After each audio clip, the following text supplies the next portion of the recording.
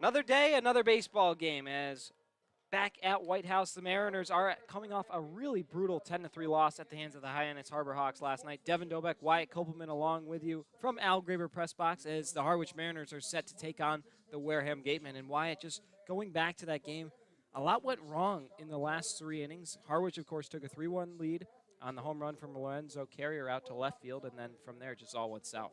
It seemed as if the Mariners had the runs that they needed. They needed that jolt in the lineup, but just the defensive blunders. Harwich having a couple of new infielders with the absences of Seaver King, in addition to Kalen Culpepper, their commitment to Team USA. They have to turn it around here tonight with 3 combined errors in the 7th and 8th. Very uncharacteristic for this Harwich defense. It was second in the Cape Cod Baseball League. Yeah, it was definitely not a characteristic that they carry often, and we'll see what they can do here tonight against a Wareham Gatemen team who they'll play for the second time, first at White House Field this season in the second of 4 matchups, and it'll be Josh Bostic, the guy who faced them the first time, going back to the hill tonight to toe the rubber for the Mariners, and he's got something to prove here tonight. It was pretty great in his last start, but of course, the way that the game ended in Wareham, a 12-1 loss for Harwich, that was another one of those really miserable games for both the players and the fans. So we'll see what he can bounce back with here tonight, Wyatt. And it's going to be interesting to see what he innings, only 1 earned run allowed. This is a Harwich team that its starters ERA has not exactly tanked, and it hasn't spiked as well. It's hovering around 3.5 right now. The key for Bostic as well, how well can he keep his defense busy down? That's going to be something to watch as he looks to induce that slider, the curveball. Changeup as well has been periodic. As we look to see what he can do, it has to be getting those liberties on the base pass eliminated as opposed to last night. How well can the Harwich pitching finish games? So Bostic will head to the rubber, and we talked about that Wareham outing. He went 4 innings, 77 pitches, surrendered just 3 hits, 3 earned runs, struck out 4, walked 3, and all the bad stuff that you just heard, that came after the 3rd inning. He was lights out, I think faced just 10 batters, one more than the minimum through his first 3. And so we'll see what he can bounce back with tonight. Recent transfer to the University of Texas at Arlington. So congratulations to him. Of course, the former JUCO Grayson College product. 1-0 is the count now to Stevenson, and it will now be 2-0. Stevenson, the center fielder, will lead off for the Gatemen. This season, Stevenson comes in hitting .333 out of Louisiana State. Of course, a Tiger on that national championship team. Or no, excuse me. 3 balls, no strikes now to Stevenson. And the pitch. He's on Louisiana State, not LSU, of course. I know there are going to be some arrivals from LSU shortly, so it'll be interesting to see how they take place in the Cape Cod Baseball League. 3 balls and a strike now as Bostic comes set, pitching out of the stretch once again. The pitch. It's going to be hit foul off to the left, and it's 3-2. Mariners in their home cream uniforms, says Mariners across the front in navy with navy numbers, all trimmed in red. Cream pants as well with navy socks and red stripes.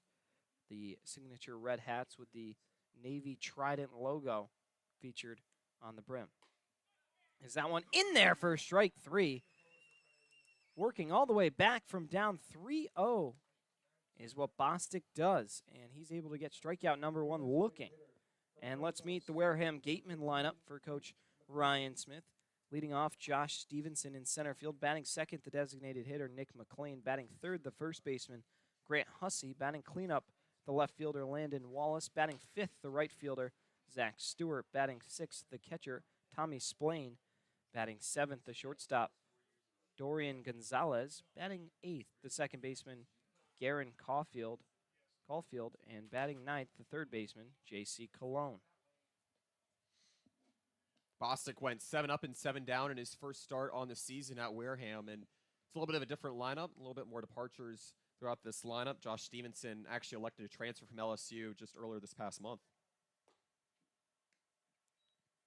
2 balls and a strike now to Nick McLean, the designated hitter here tonight. Wareham wearing their road navy blue uniforms with the Wareham W pictured in the top left of the jersey in red. And they also have their numbers on the front. Those are red. And red numbers on the back, trimmed in white with gray pants. Kind of like the Woo Sox logo almost. AAA affiliate of the Boston Red Sox, of course. 2 balls and 2 strikes now to McLean. Bostic looking for strikeout number 2 early here. The pitch. It's going to be ripped but foul off to the right, and that's what we'll learn about this Wareham team. They can hit the baseball. A team who has tallied 14 home runs, that leads the Cape Cod Baseball League. They have some serious pop in their bat compared to just 6 home runs for Harwich. 2-2 pitch is going to be grounded up the middle and into center field for a base hit. Nick McLean earns the first hit of the ball game.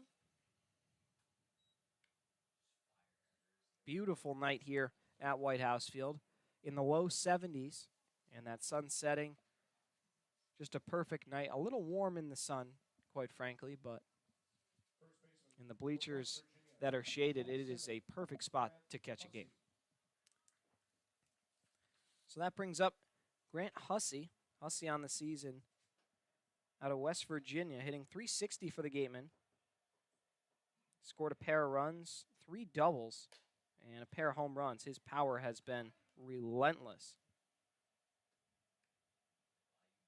And we'll see what he can provide to this Gateman order as he's behind in the count 0-1. Next pitch. There goes the base runner. The throw down from you is going to be not in time, and it's picked out by Camarillo to make sure no advancement, but it's stolen base for McLean. And now runner in scoring position with 1 away. That's what Wareham has to do, be more aggressive against Bostic this time out. Wareham, meanwhile, now with its 24 stolen base on the season, it's only been caught 9 times, and that'll force Bostic. It's a little more pressure here with the ground ball double play opportunity out. 0-2 pitch is going to be lifted into right field and fair. Drops down heading towards the corner, picked up by Carrier, and it will be a double. Well, Hussey's certainly one of those 350 hitters in this Wareham lineup and has really found a lot of continuity as of late, leading the Wareham in hitting as well. That's already his 4th double on the season. He's hardly played 6 games as well, and that's going to be important throughout the game, especially put more pressure against Bostic and this pitching staff that's been a little bit disordered to close games as of late. First pitch to Wallace is down in the dirt as Gateman out to a 1-0 lead. Be Landon Wallace's turn. Wallace in left field tonight for the Gatemen. Big storyline, of course, David Glancy not playing for the Gatemen. He's been fantastic for them up to this point. Has the most at-bats in that lineup at 48, but he'll get the night off. 1-1 now to Wallace. Bostic already in some trouble trying to avoid giving up a second run with a runner in scoring position and the cleanup hitter out. That one's outside, 2-1. Now, Wallace just had his best season at West Virginia as well, transferring from Nevada, and it was a great first season there for that team. 2-1 pitch is going to miss down low, 3-1. So Bostic with some control problems early on here. He's also getting tagged by the Gatemen hitting, already for 2 hits. Gatemen as a team hitting .250. That's just below the .253 mark that Harwich has.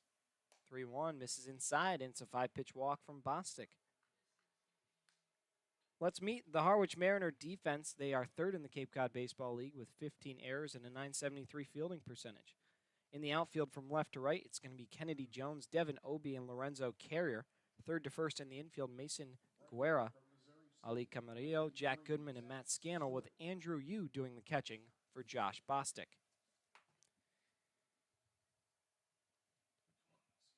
First pitch this time is going to be fouled off. Got a piece of Yu. He appears to be okay. Checks out his mask, and it's 0-1. Wareham averaging just under 6.5 runs per game, really starting to climb the rankings, or should I say the standings in the Cape Cod West. Now it's 2nd. Not far back from Katu. It's still a few wins to go in what's been a much more competitive division with a little bit more discrepancy between teams in 1st and 2nd. Meanwhile, Harwich and Yarmouth Dennis still tied at 9 and 6 each.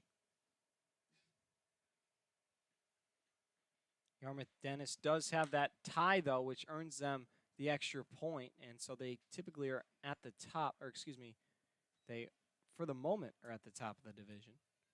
It's 0-2 now after the foul ball.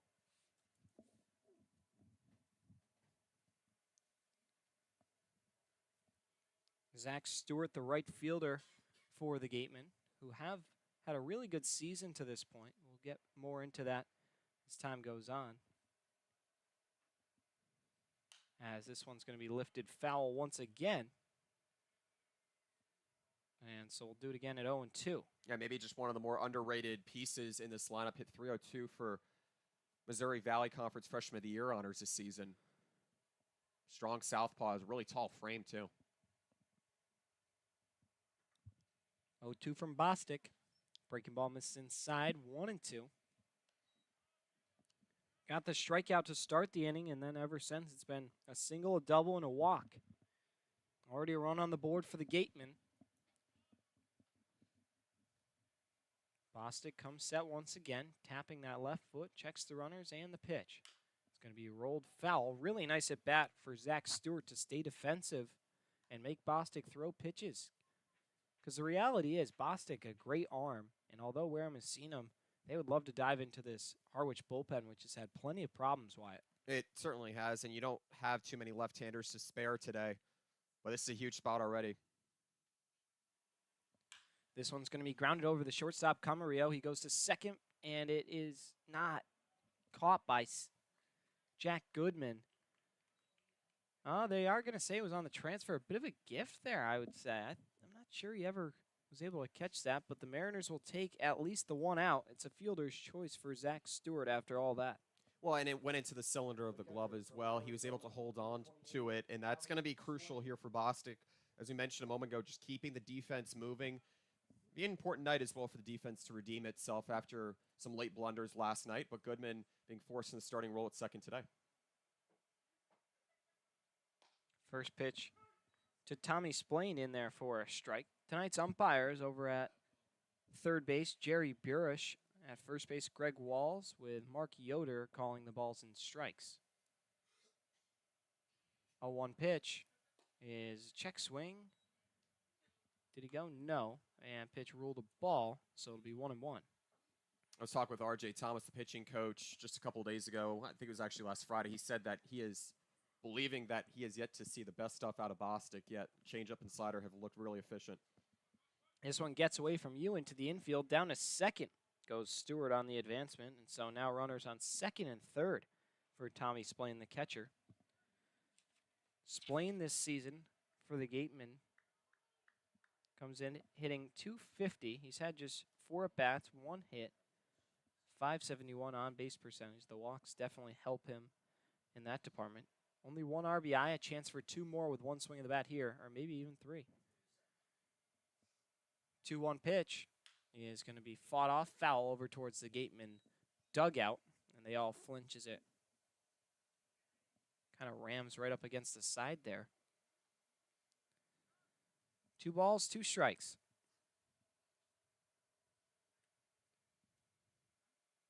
Bostic's comes set, and the pitch is going to be foul. Off and back, so it'll be 2-2 once again. Credit to Wareham, they've been doing a great job of working Bostic. Even if he goes up in the count with 2 strikes, they've done a nice job of making him throw extra pitches. Here comes 2-2. Bounced in the dirt. Nice stop by you. And so count has worked full. He's having some trouble controlling that breaking ball early on here, Wyatt. He certainly is, and it's certainly got to feel a little bit more pressuring when you have 2 outs on the board, but you have 2 in scoring position as well. You cross 30 pitches now. Again, facing a very contact-hitting team in Wareham, as you mentioned earlier. Payoff pitch. This is low. Ball 4. And so it'll be the second walk issued by Bostic here in the first inning. It's been a tough go of it for him in the first. Still looking to record that 3rd out. He's not been prone to giving up a lot of walks this season. 11 strikeouts to 5 walks entering tonight. But thus far just hasn't been able to find the zone consistently. He has to be able to certainly pound the zone, make hitters feel like as if they have nothing to lose. Mariners went through 6 pitchers last night, including Kenny Lavari, who made his pitching debut in the Cape Cod Baseball League. 0-1. In there for a strike. Nice pitcher's pitch. And now way ahead 0-2. We'll see what Bostic elects to do. Dorian Gonzalez, the shortstop, in the batter's box. 3 home runs for him this season. 0-2 is going to be shot but foul off to the left, and will stay there at 0-2. Yeah, this is the hitter you need up. Someone who can get the ball on the grounds. Was the backup second baseman at Miami this season after starting a majority of the games last year in his freshman year. So we'll see what he can do, especially in a righty-lefty battle. Teammate and Lorenzo Carrier out in right, as this one's going to be hit foul back over the press box here. And so we'll stay at 0-2. Nice defensive at bat once again from the Gatemen. And this is what they're going to do all night. Make pitchers get deep in accounts, play at their speed, and control. As that one's foul tipped right into the glove of Yu. It'll be strikeout number 2 for Bostic, and the side is retired. But the Gatemen get 1 here in the first, thanks to an RBI double from Grant Hussey. We'll take a quick break and be back for the Mariner Order. You're listening to the Harwich Mariners YouTube Network.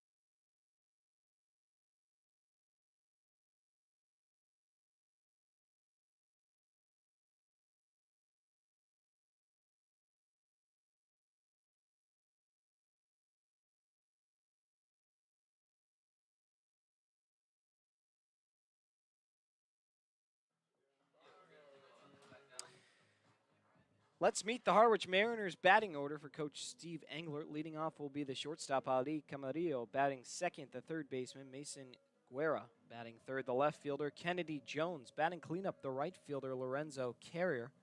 Batting fifth, the designated hitter Kenny Lavari.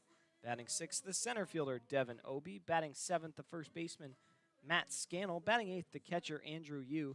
And batting ninth, the second baseman Jack Goodman. And Wyatt, when I look at this lineup, it makes me think of one thing. How different we've come here. We've played just 15 games into a 44-game regular season, and this lineup already looking much different than opening day. It's been very transient when you consider who's relied on to reach base consistently. It's been Jacob Humphrey, Kennedy Jones, most likely than not, as of the past few games compared to when it was Seaver King, Kalen Culpepper. Also, you don't get as much power in the lineup, even with Lorenzo Carrier. He had his second home run last night, but it certainly can't be an over-reliance on him in order to get the runners moving. Casey Talent will toe the rubber for the Gatemen, a Clemson Tiger. This past season posted a 1-1 record to go along with a 3.43 earned run average. Appeared 16 times through 21 innings. Gave up 22 hits. Walked 10, struck out 19. 8 earned runs, 2 home runs. We'll see how the Mariners can jump on him. Rising junior for the Tigers. That one's in there. It looked to be a little high to Camarillo, but they're going to rule it a strike in its own 1. He's already been part of a lot of quick success in that Clemson program. It was quite the first year under Eric Backage, the former Michigan coach. And for this year for Clemson, although it didn't make it very far in the NCAA tournament, had a rippling year in the ACC, won the ACC baseball championship. And now this young man looking to take the next step in his career has pitched just about 20 innings in relief for Clemson the past 2 seasons. 1-1 is going to be lifted out to right field. Long run over for Zach Stewart, and it's foul anyways. So it'll be 1-2. And Talent making his 3rd appearance this season for the Gatemen, posting a 2.25 ERA. He's thrown 4 innings, giving up just 1 earned run. He's also walked a man and struck out 3.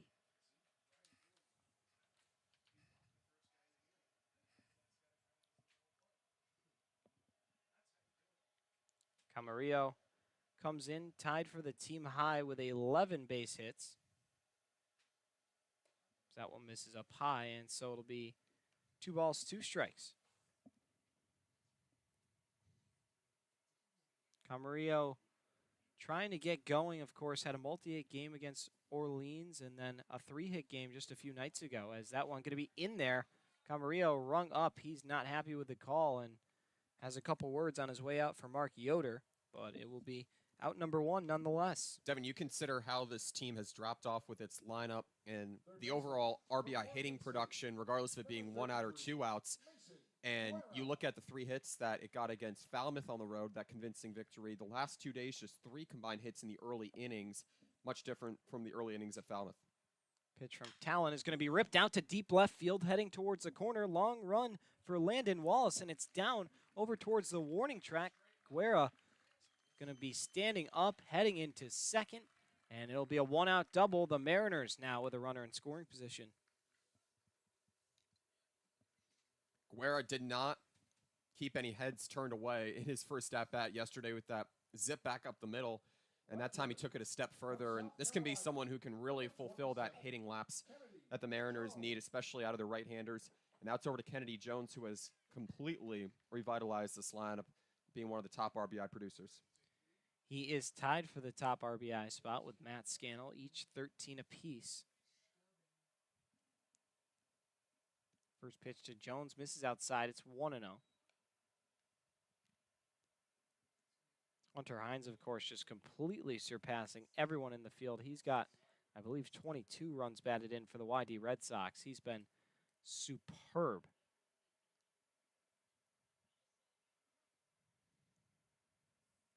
One-0 is going to be jammed foul off to the right, and it's 1-1. Glancy, who's not participating in the ball game for the Gatemen, leads the league with 15 walks, coming off a 4-walk game last night. So he hasn't been doing a whole lot, at least swinging-wise.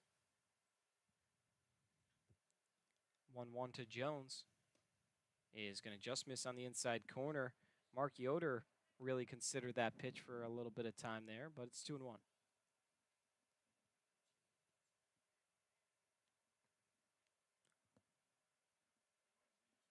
Talent comes set. Here's the 2-1 offering. This is up high, 3-1.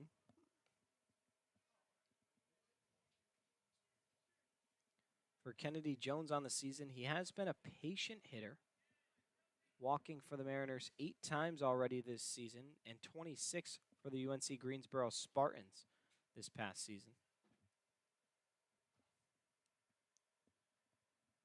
3-1 pitch set to come, and it's going to be hit foul off to the left, and it'll be 3-2 now. On deck, Lorenzo Carrier. See how he can follow up his 3-run home run from yesterday. Jones waiting in that right-hand side, waggling the bat, moving his elbow appropriately. Here comes the payoff pitch from Talent. It's going to be fouled off to the right and out of play. So we'll do the full count again. This is where you look for the continuity to arise in your lineup. Someone with 13 RBIs, only 1 out on the board. You want to be able to at least get the tying run on. Mariners trailed 1-0 for a relatively often time yesterday. 3-2 once again to Kennedy Jones. Is going to be ripped into left field. Looks like it might get down, and it will.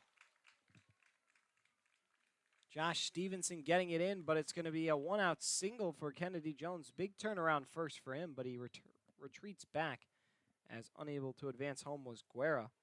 And it's tough because he couldn't really get a read on the line drive, didn't want to get doubled up, and ergo got a late start. So settles for third. Still just 1 away, though, for the Mariners power hitter and Carrier. And you notice that it brings implications that you're moving the runners, but you're moving them with certain awareness, because if you bring up Lorenzo Carrier with runners on the corners, there's only 1 out. Now there's an opportunity, even if you ground out, to bring the tying run home.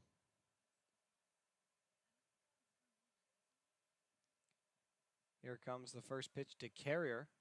Swing and a miss. It's 0-1. So on first is Jones. Guerra's on third. Mariners trying to knot this ball game up. And Carrier the one to do that. Talent coming set again. Here's the pitch. And it's going to be flared out into left field. Coming in is Wallace, makes the catch. Here comes the play to the plate. Guerra headed home, and he's in there standing. Throw much too short, and the Mariners tie it at 1. Sacrifice fly, first of the season for Lorenzo Carrier. Brought in 8 RBIs here with that home run last night, and you consider that you just needed someone to get past the infield. And the Mariners, although they could have afforded an RBI ground out, it still gives you an opportunity if you're Carrier just to find that momentum in the lineup. And the Mariners, they just need to get runs on the board early here. It doesn't have to be large angles. Kenny Lavari's turn in the designated hitter spot here tonight. Typically the third baseman for the M's, but going to just be swinging the bat here tonight. On deck, Devin Obie. Mariners with a runner on first and Kennedy Jones. Not much of a threat to steal. Jones just 4 stolen bases last season for the Spartans of UNC Greensboro. It'll be 2 balls, no strikes now to Lavari. He leads the Mariners in walks with 11.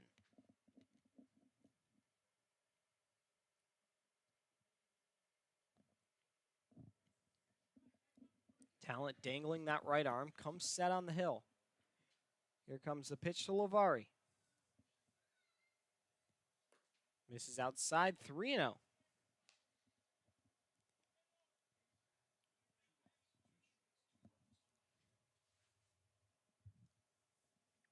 Talent for sure taking his time out there on the hill in no rush.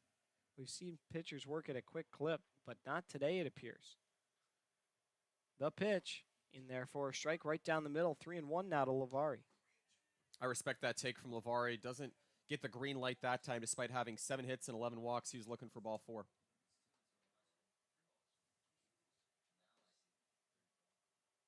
Three one set to come to Lavari. And it's going to be in there for a strike. Lavari thought he had ball 4, something he's been so good at this season. He lays off, and it hurts him, unfortunately. Talent.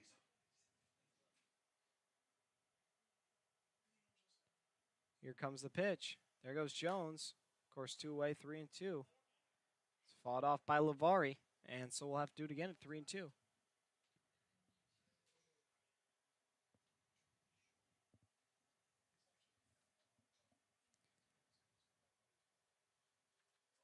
Three and two with 2 away here. Here comes the pitch to Lavari. There goes Jones again, and it's outside. While we have a moment, let's meet the Wareham Gatemen defense. They are ranked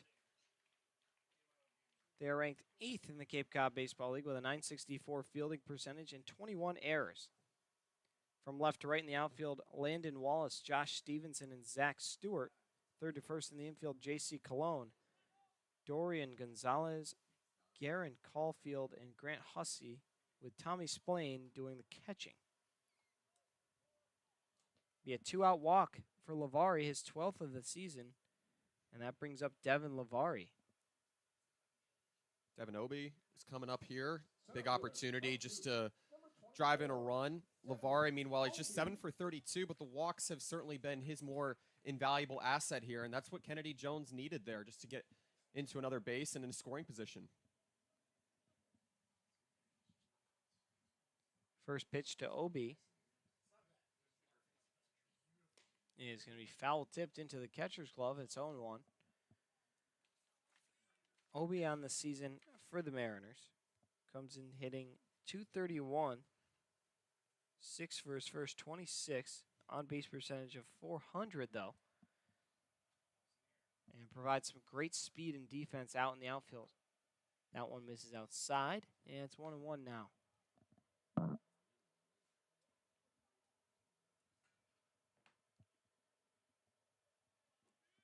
Talent, long look in over the glove, comes set once again. And the pitch. Swing and a miss for Obi. It's 1-2.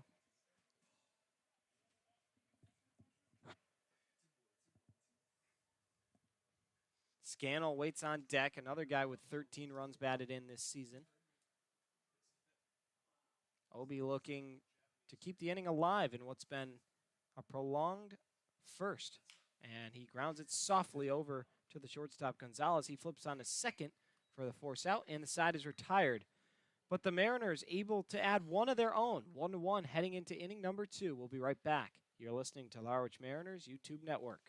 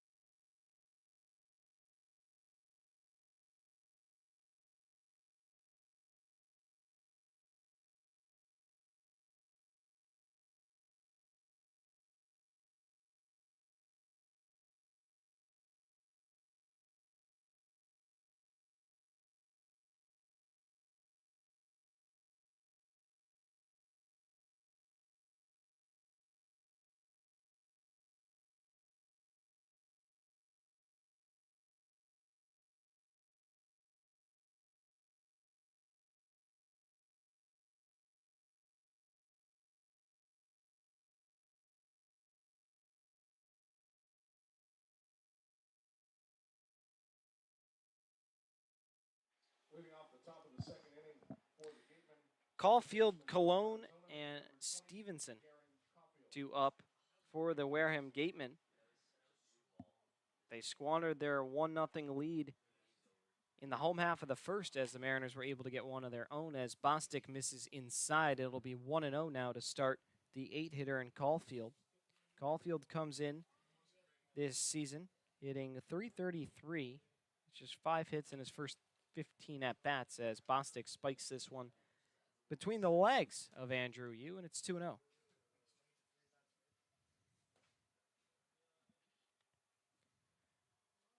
Gateman stranded the bases loaded in the top half of the first. 2-0 pitch. This is up high 3-0. And Wyatt, out of the small sample size of starts we've seen from Bostic, this being his third, I think it's safe to say that this early on in his other outings, his control was much more dialed in than it is now. So that one's in there for a strike on cue, 3-1. Well, I think obviously you just have to keep focusing on staying ahead in counts. And for Bostic, it hasn't been too present thus far. He has 2 strikeouts, but is not enforcing as much ground ball contact. So it will be something to monitor here. 3-1 is going to miss down low. It's a 5-pitch walk. And that will be the third walk that Bostic has given out tonight. So nobody down for J.C. Cologne and a runner on base. Yeah, a very long first inning. Took a half hour, Wyatt, and just a difficult pace to play at, especially as a pitcher. Bostic threw 38 pitches in the top half of the first, trying to settle down now, but already a bad start with the walk. So that one misses up and in to J.C. Cologne. It's 1-0. He was showing bunt and then had to pull it back and get out of the way as the pitch came up and in. And this is an out you need here. Someone who's only 5 for 20 on the season. It's a Wareham team that certainly walks an awful lot, but for Bostic, he has a chance to get a double play. As bunt is going to be dropped down, Bostic will take the out at, nope, it's thrown over Scannell's head. That will be an error likely on the pitcher as it's thrown away. Down into second and third had the runners, and that's just kind of the story of what happened to Harwich last night against the Hyannis Harbor Hawks. Just a really tough break that time for Bostic, and when you're throwing all these pitches to the plate. That throw over to first base gets more and more difficult every time, Wyatt. Sometimes the way that a pitcher comes off the mound can help you at least foresee what can go on in that play over to first. Even though Bostic, being a right-hander, he moved well off the mound, but it just took a little bit too long in that transfer. It was just a little delayed in getting the ball out of the glove. First pitch misses up. It's 1-0. Top of the order as Stevenson digs back in. Lineup card is flipped for the Gatemen. Second and third here with nobody away, and Bostic really struggling with his control out there. Still no movement in the Harwich bullpen, so they are riding or dying with Bostic for at least the rest of the inning. As 2-0 pitch is going to be in there for a strike. Nice little slider on the outer half, and it's 2-1.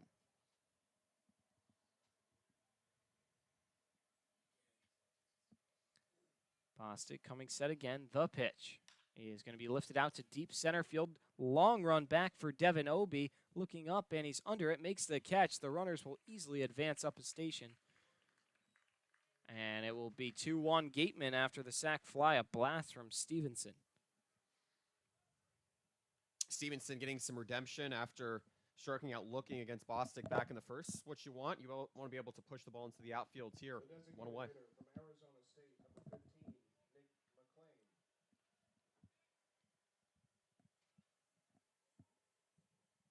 Nick McLean's turn. He singled, stole a base, and came around to score back in the first. First pitch to him misses over the press box. It's 0-1.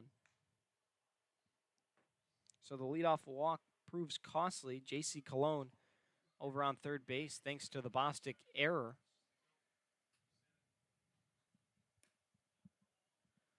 Oh, 1 misses outside. Nice pitcher's pitch from Bostic, but a disciplined Nick McLean lays off.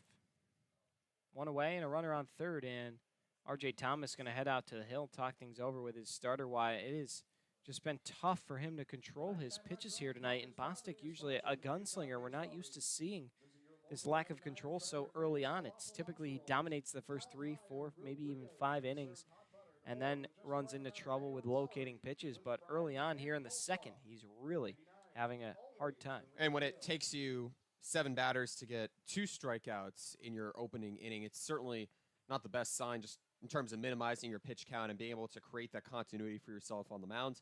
The Mariners this season, they don't have the lowest ERA in the Cape Cod Baseball League, or right around the average mark of 3.8. So they want to be able to look to Bostic for at least 3 innings here, given that the Mariners have been able to get at least 4 or 5 on average from their other starters in the rotation. Pardon me.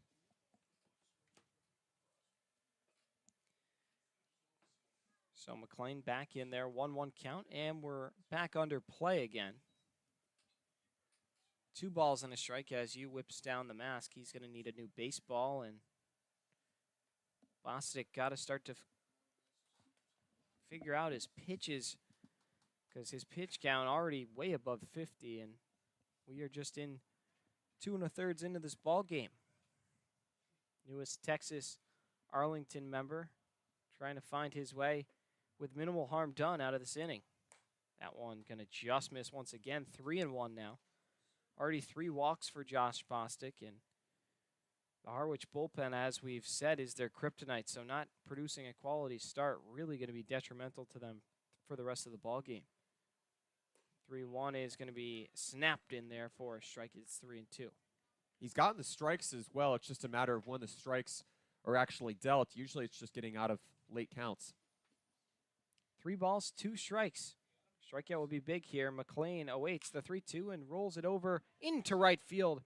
Past the leaping Matt Scannell into score this time as J.C. Cologne. The error proves costly. And the Gatemen take a 3-1 lead.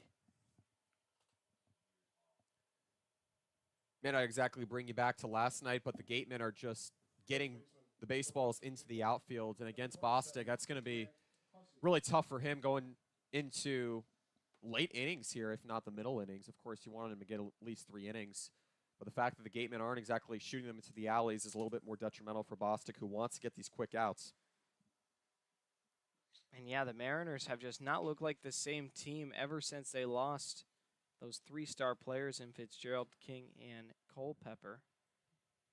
It has just been a tough go on both sides of the baseball. Of course, those three fueled the 5-game win streak. As this one's lifted back up over the press box. And it'll be 0-1 now to the 3-hitter, Grant Hussey. And if you're Harwich, I mean, you've already went through a bunch of your bullpen guys. Not sure how many more options you have. Maybe a long-term relief outing. I think Sean Hard due to pitch. Joe Savino is supposed to start. I doubt he'll come out of the pen. Maybe you get Zeldin or Rothermel. Aiden Moza's got to be up. So you got some options, but as we stated, with the exception of Moza, who was fantastic last week, the Harwich bullpen has really struggled. And Zeldin's been good as well. 1-1. Misses outside, 2-1. Yeah, it certainly changes your game plan as well. If you're a head coach, a pitching coach, you want to be able to leave Bostic out there to try and get out of these stressful situations. But, of course, with the pitch count nearing 60, you, of course, have to be mindful about other guys and trying to get them in to expedite these kinds of innings.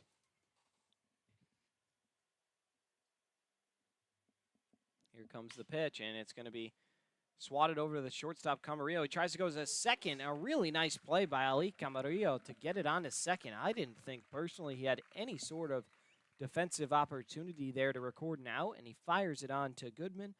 And so it'll be a fielder's choice. The Mariners will take it. It's out number 2. At this point, you just have to keep the runners out of scoring position. The Mariners didn't get that ground ball double play in effect there, but for Bostic, it's just one out at a time, and he has to go one batter at a time.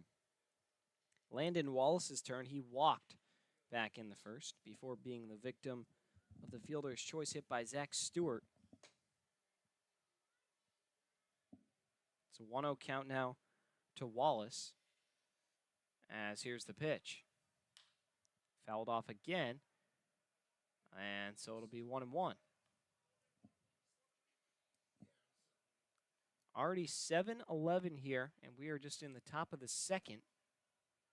Slow-paced ball game. Bostic has already thrown above 60 pitches. He's up to, I believe, 62 or 3 by now. And heading the count 1-2.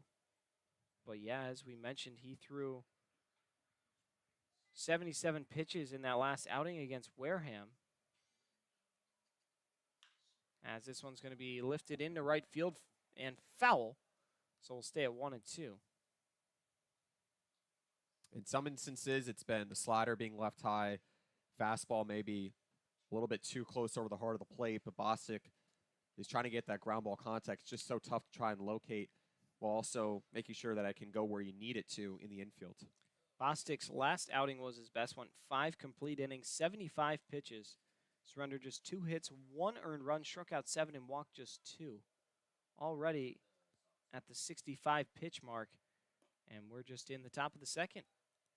It's already given up 3 earned runs as well, which is really killing him. 2-2 pitch is going to be chopped foul, and so we'll do it again at 2-2.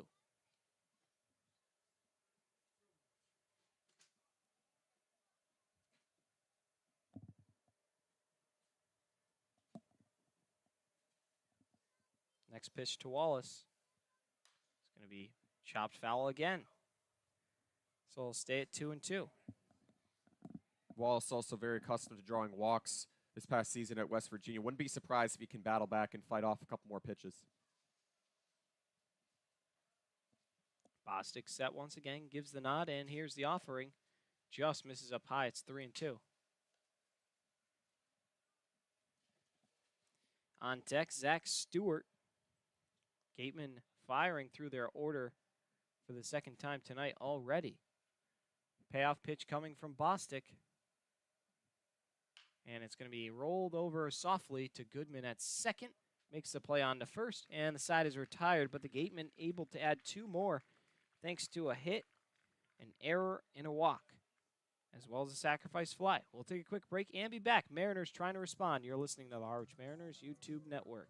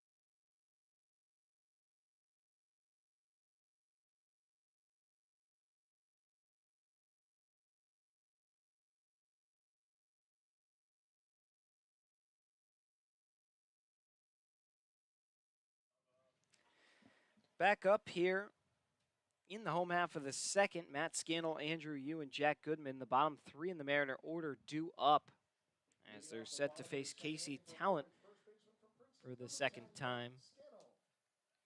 Or excuse me, second inning, rather. 0-1 now to Matt Scannell.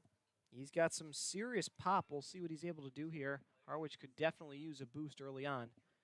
They only had 4 hits last night in the loss against the Hyannis Harbor Hawks. Bats really were just silent. They got 2 here early on, but it's going to take a lot more than that the way that the pitching is headed, especially with an early dive into the bullpen likely. It looks like it is going to be Sean Hart who's going to get up and start tossing in the Harwich pen. It's a ball and 2 strikes now to the Princeton Tiger and Matt Scannell.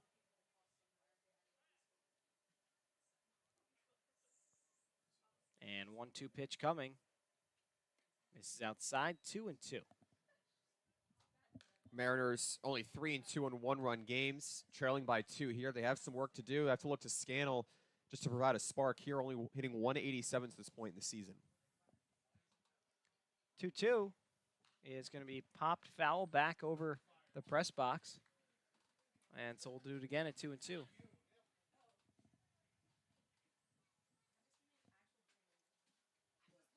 Andrew Yu on deck, the catcher for the Mariners. And yeah, they need to start looking to some new leaders in this offense. 2-2 is bounced in the dirt, 3-2. Casey Talent trying to maintain this lead that his team has built for him.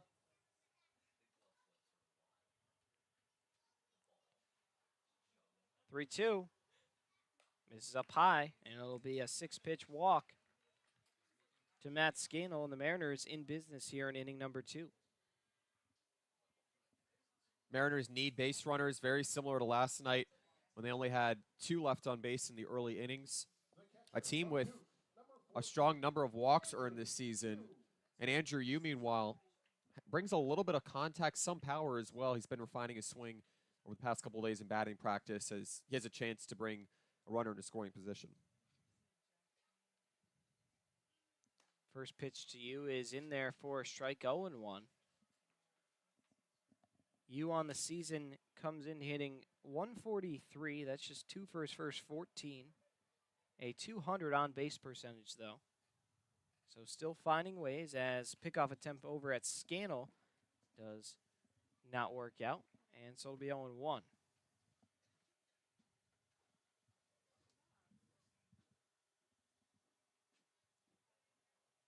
Andrew Yu rocking that number 14. As the pitch comes and is fouled off quickly, 0-2. None away here in the home half of the second. Mariners trailing 3-1 already against the Gatemen. All other games are underway in the Cape Cod Baseball League. We'll have an update for you in just a moment on those scores.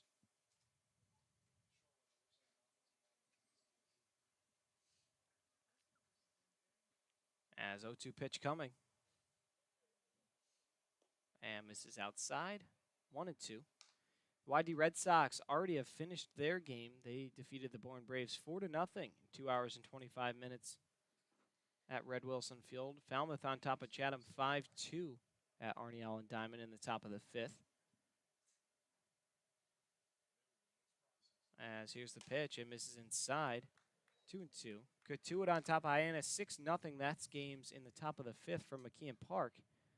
And Wareham, of course, on top of Harwich 3-1 in the bottom of the second. Brewster and Orleans have the day off, as I believe they have a game on an off day at maybe Polar Park, if I'm not mistaken.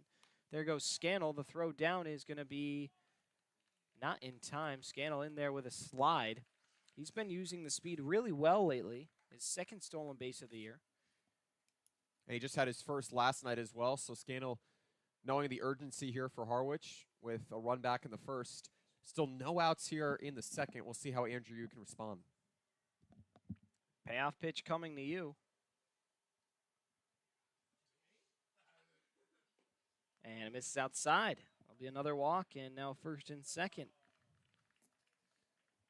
It's one way to respond here. You just knowing the synergy that you need at the bottom of this order. Jack Goodman 0 for 4 yesterday in his debut. So you get 2 runners on here, and it sets up a really nice opportunity for Goodman. Just made his debut last night and can certainly get a great hit here. And I got to be thinking that they might consider dropping a bunt. Harwich, not really a bunt-heavy team, but what a situation to do with the top of the order on deck in Camarillo, and Goodman, a guy who still getting his feet wet here in Harwich. But he's going to be swinging. He's going to rip it into the outfield, down for a base hit. Don't listen to me, I guess, it's going to be a single to load the bases. Jack Goodman's first in a Harwich uniform, and they're all loaded up here with nobody away for the top of the order, and Ali Camarillo.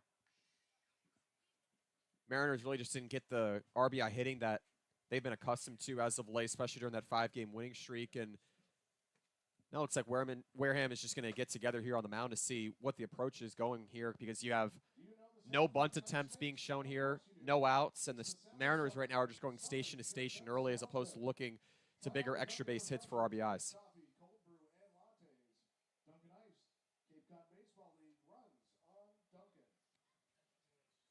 So Ryan Smith out to talk things over with his starter in Casey Talent. Mariners doing a good job of being resilient in the ball game, of course. Loading the bases up now for the top of the order. They trail by 2, and a really good opportunity to either tie or take the lead right here in this inning. In what has been a game full of a lack of control on the pitching mound. And I think Wareham might be getting someone loose sooner than later. There's some issues with Talent on the mound. Not sure if he's laboring or not. It looks like they're going to call in a new pitcher here. Yeah, so that will be the night for Talent. We'll take a quick break and be back. Mariners coming up with the bases loaded on the other side. You're listening to the Harwich Mariners YouTube network.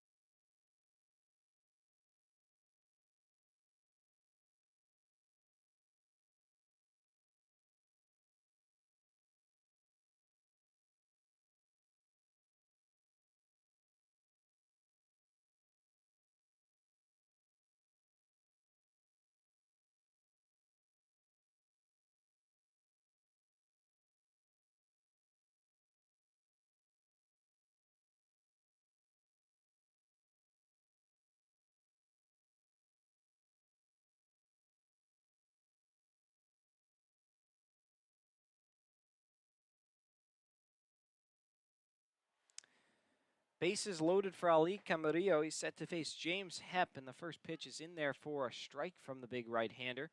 6'7", 240 pounds, out of Santa Clara, California, and attends the University of California, Los Angeles, otherwise known as UCLA. 0-1 coming to Camarillo, and it will be floated low to make it 1-1. He appeared 3 times in relief for the UCLA Bruins. Allowed 1 combined earned run with 2 scoreless outings. Finished second college season with a .337 earned run average and 3 strikeouts. 1-1 coming to Camarillo, and it will be grounded over to the second baseman and gets through. Over to first, not in time, and that is the break that Harwich needed. It will be an error ruled against the second baseman, Caulfield. And so that will be a run in, 3-2. Bases loaded up again for Mason Guerra. Third baseman from Oregon State, number 33, Mason Guerra. This is not a strikeout-reliant pitching staff for Wareham. Very much rely on the ground ball contacts, and then Caulfield at second just kind of boots it on a hard-hit liner from Camarillo. He really dug for that one low in the zone. As this one's going to be hit right over to him again. The ball finds him always, as Caulfield able to put that one away, and Guerra unable to advance any runners home. Still 3-2 Gatemen with Kennedy Jones coming up.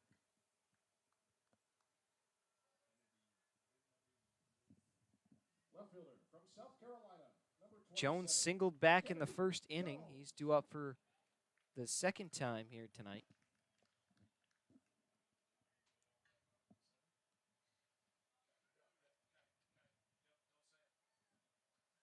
And here comes first pitch now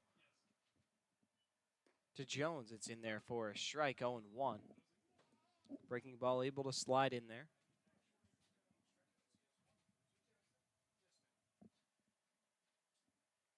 As they're all loaded up for the South Carolina Gamecock. Yu on third, Goodman on second, and Camarillo at first. That pitch bounced in the dirt, 1-1. And you got to give credit to James Hepp, as he was able to get a ground ball over to second. Looked like it could be a double play ball. Nothing came of it, and then he got a pop fly. So doing his job, given the jam that he has inherited from the starter and talent. That pitch is going to be lifted into center field. Should be plenty of room to get the run in as Yu tags up, and he will score without a play at the plate. Mariners tie the game. It's 3-3. Another sacrifice fly for Kennedy Jones, his second on the season. Jones has been great at just bringing runners home, and albeit he had a lengthy on-base streak here today, this is what you need to do to set up the middle of your order. And Jones has done an excellent job of understanding that role. And now the Mariners in a new ball game here, still very early on, despite relatively lethargic first 2 innings. So they go tat for tit with the Wareham Gatemen. As here comes the next pitch to Lorenzo Carrier, facing off with James Hepp for the first time. It's a breaking ball that misses outside, 1-0.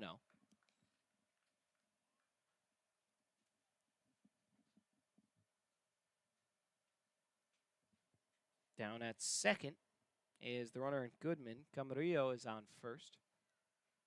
Big walking lead almost off of first, and next pitch to Carrier is going to miss outside, 2-0. Hitters count to someone who can really change the course of this ball game with one swing.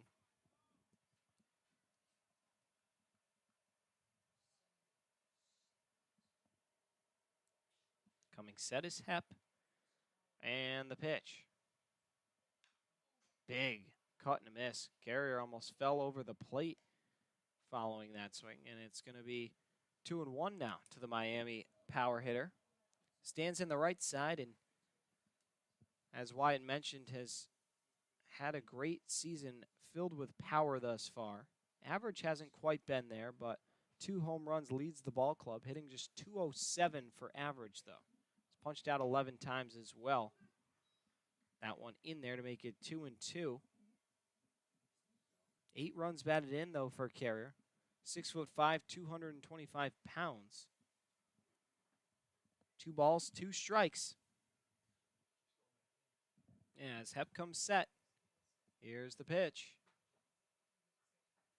And it's going to be chopped over on a bounce to the shortstop. Tough throw on to first, and it's going to be in time. What a play that time from Dorian Gonzalez to get it on to first and avoid another bases loaded jam.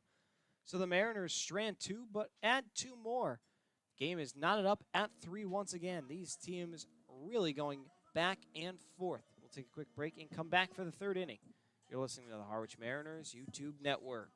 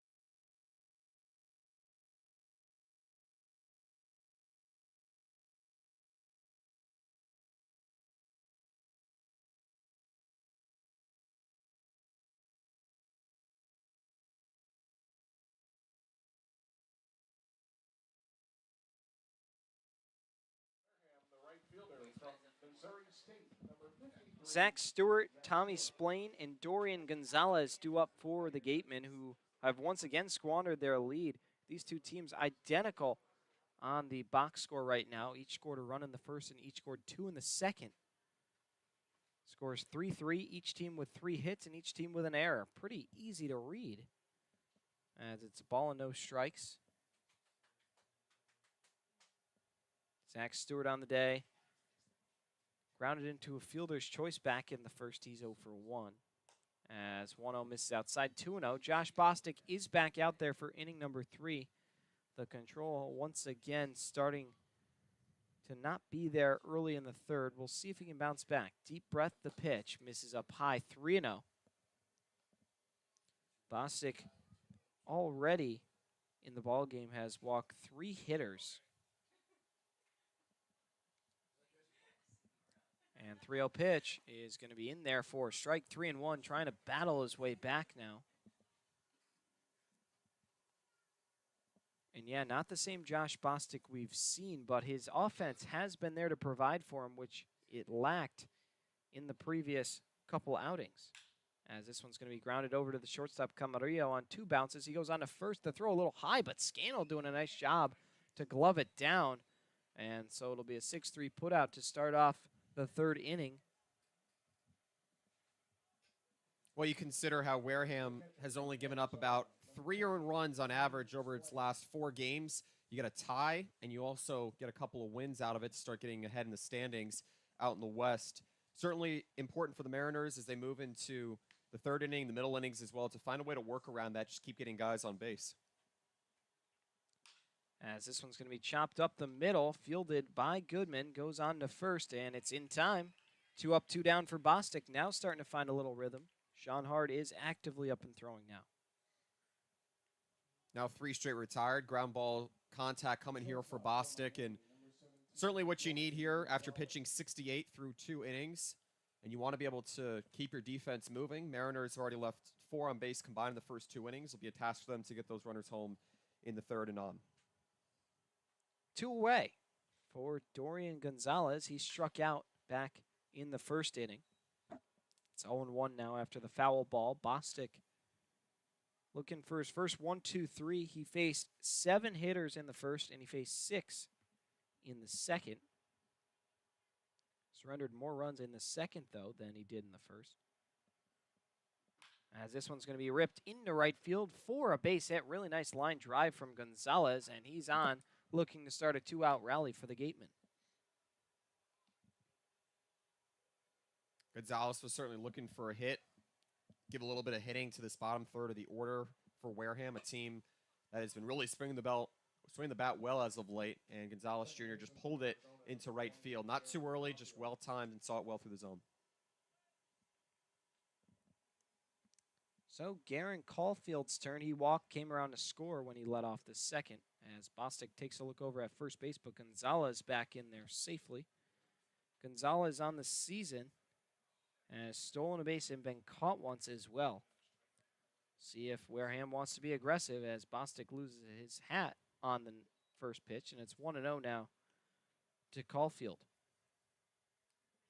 If you're Harwich, you've not given up a ton of hits through your first 15 games this season. Good point of assessment here. You've been giving up a lot of walks. If you're Bostic, I think you take that as opposed to giving up a 2-out base run and your pitch count ascending. 1-0 is shot foul off to the right, and it's 1-1.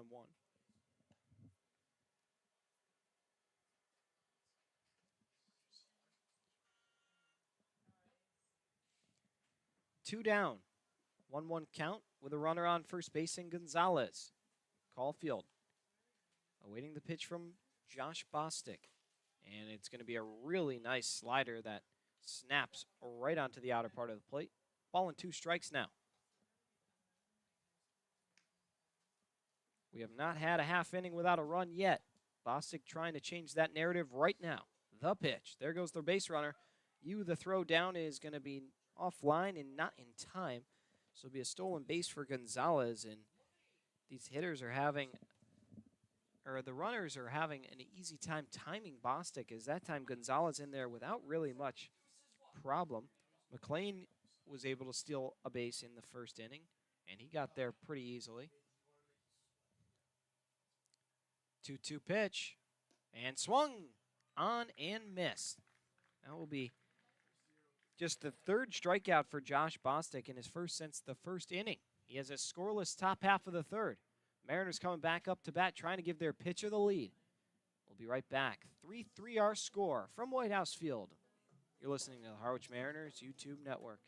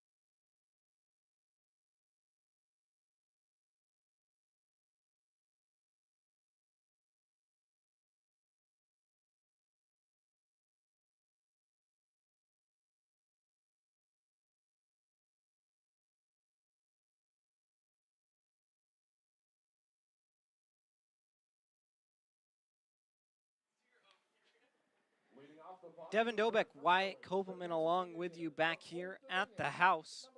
And it will be Kenny Lavari leading things off here in the 3rd inning, followed by Devin Obie and Matt Scannell. Lavari and Obie the only batters that did not come up to the plate in the 2nd inning.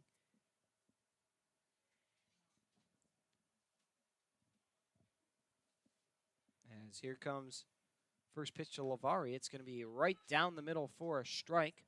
James Hepp is back out to the hill. We can close the line finally on Casey Talent. He threw 1+ innings. 3 hits, 3 earned runs, 3 walks, and 1 strikeout.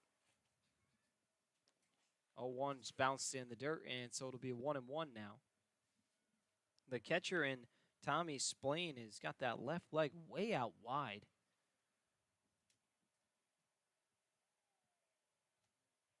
As Kenny Lavari awaits the 3rd pitch of the AB. Coming set is Hep, and the pitch. I mean, that takes some serious flexibility when you take it down to that one leg like that, Wyatt. Yep, some guys go one leg extended. Some guys go one knee down as well.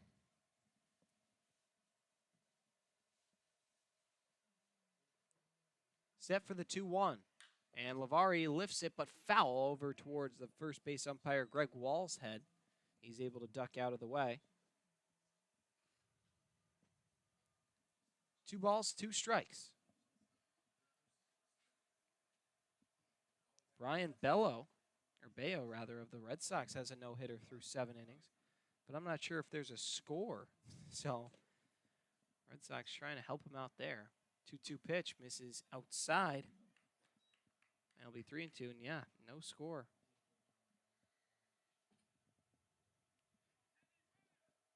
Of course, the perfect game last night we saw out of Domingo Germán, quite the accomplishment. 3-2 coming to Kenny Lavari. Swing and a miss, down he goes. Out number 1 here in the 3rd.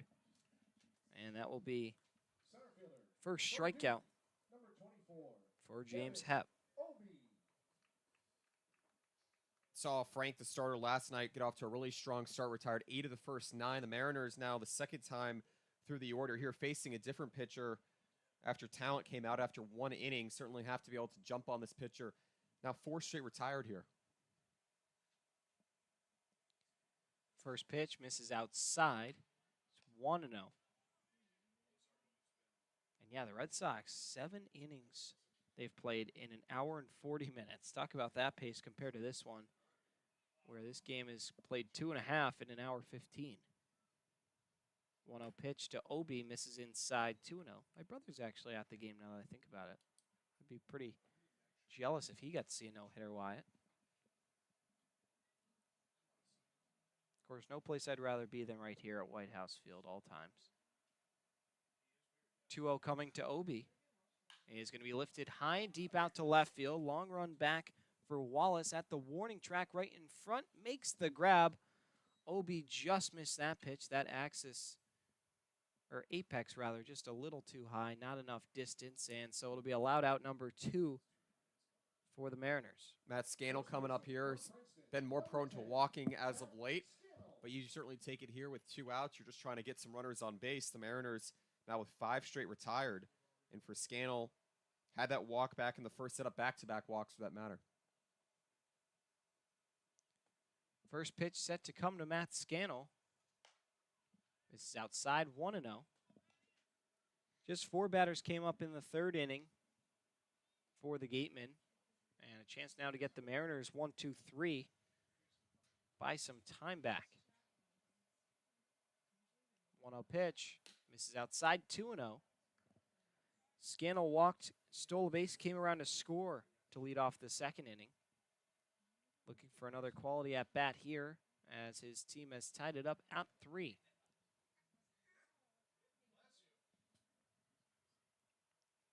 The pitch in there right down the middle for a strike, and it's 2-1 now to Scannell.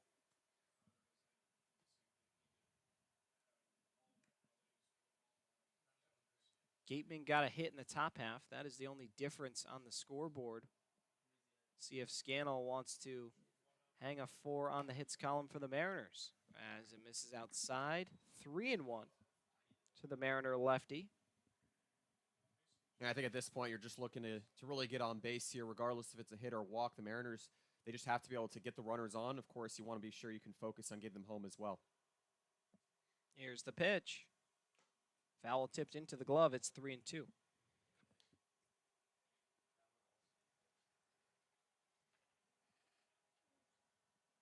Beautiful night here at White House as the sun comes down. The lights go on. Payoff pitch coming from James Hep. Foul tipped into the glove again. Down he goes. Second strikeout in the inning for Hep. And the side is retired. In order they go for the first time tonight. 3-3 heading into the middle third. We'll be right back. You're listening to the Harwich Mariners YouTube Network.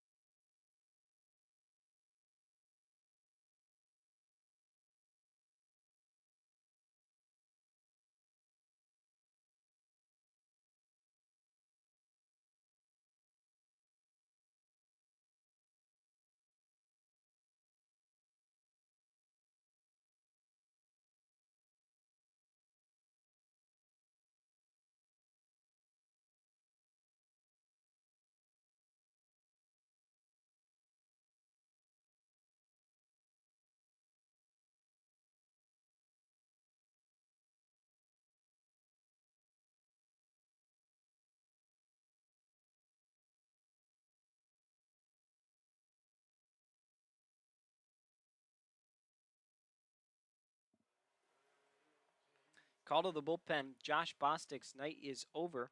He goes 3 complete innings, 4 hits, 3 runs, just 2 of which were earned, 3 walks, and 3 strikeouts. Sean Hard towing the rubber now is the second Mariner pitcher in the first out of the pen as I turn play-by-play duties over to my broadcast partner, Wyatt Kopelman. Wyatt. All right, Devin, the Mariners and the Gatemen tied at 3, 4 hits for Wareham. There's a chopper over towards the left side. Camarillo charging on, and it goes off his glove. An error here for Camarillo. The Mariners are already with their second on the evening here after a strikeout from Josh Bostic to close out the third. So J.C. Cologne, the 9-hole hitter, will reach on an error. And Devin, that's been something that's haunted the Mariners as of late, having tough times getting out of innings last night. Now they have a tough time in starting the fourth here. Second time that Cologne's reached on an error, reached on one by Bostic and now one by Camarillo. And yeah, that one just really looked like an easy ground ball. A candy hop, just had trouble on the transfer. And probably trying to rush the throw with a speedy Cologne and a slow hit ball, and unfortunately just not a match made in heaven. Well, here's Josh Stevenson. 10 at-bats to LSU and 15 starts last season for the Tigers. Offensive specialist and pinch runner most often for LSU. Now the latest national champion in the NCAA. A thrilling 3-game series against Florida. So now Sean Hard working out of the stretch here, 6'5", 210 out of Mahwah, New Jersey. Had 3 strikeouts. And there's a strike 3 on the inner half to Josh Stevenson as he goes down looking for the second time here tonight. He had a sac fly back in the second, but 2 looking strikeouts around it. There's 1 away. Really nice pitch that time from Hard. Nice to see his location hitting early. He's a guy who likes to paint the corner, so you're going to see him walk a guy here and there because he never leaves anything over the plate too much. And we shall see. There goes the runner off from first, and Cologne, the throw down, not going to happen here. So an opportunity for an RBI base hit here from Nick McLean, the designated hitter. 2 hits already here today. Prime spot against Hard. Enters today with 8 strikeouts to 2 walks. He had 3 strikeouts with 1 walk in 2 relief innings in his second appearance on the season. Foul tipped off the mask of Andrew Yu. So it'll be 1-1 here to McLean. And on that stolen base, just a mental error by Hard. Didn't check the runner, and a great jump. Credit to J.C. Cologne flying down to second. As Hard was paying no attention to him, he was already there by the time you had the baseball. McLean with 2 hits already, trying to give Wareham its 3rd lead of the game here as it goes low. See the curveball there from Hard. It's a Wareham lineup that has certainly earned a lot of hits this season, not necessarily the walks. Strong lead off of second for Cologne. 1 away and 1 on, the pitch outside. 3-1 here for the key for Hard after 3 innings out of Josh Bostic. He gave up 3 runs. 1 of them was unearned. 3 walks, 3 strikeouts, 4 hits. For Hard just to be able to minimize his pitch count, Mariners will likely have at least 1 or 2 behind him here in this one, with it still being so early, as it's a 5-pitch walk to McLean. He reaches for the 3rd time today, and that's the momentum that the top 4 in this Wareham lineup has gotten, aside from not getting the most hits as it would like, and it's just being able to put a lot of induced stress on the Harwich arms this time around, as it did last time at Spillane Field. Yeah, and that was definitely the problem, and we're seeing some parallels here tonight, but just got to find a way to pitch through the adversity. That was something Harwich really struggled with. Jalen Jones, of course, came in and had a tough outing, and then you had Shane Cronin, who's since left the organization after surrendering 6 runs. So just got to find ways to throw strikes. You know, if they're going to put it in play, that's one thing. Let them beat you. Don't lose the game to them. So now 4 walks surrendered here from Harwich pitching. Runner taking off for 3rd. Sean Hart almost didn't see it, but he saw it in time anyways as the out is made. 1-5 put out that time as Cologne goes down retired, and now there's only 1 on here against Bostic with 2 away, so it certainly changes things in the sense of just being able to get 1 out as opposed to looking for a ground ball double play to close it out. But a good heads-up play that time by Bostic, despite almost going into that motion, was able to get the out at 3rd. 0-1 on the way to Grant Hussey, swung on and missed. It's 0-2. Had the RBI double back in the 1st.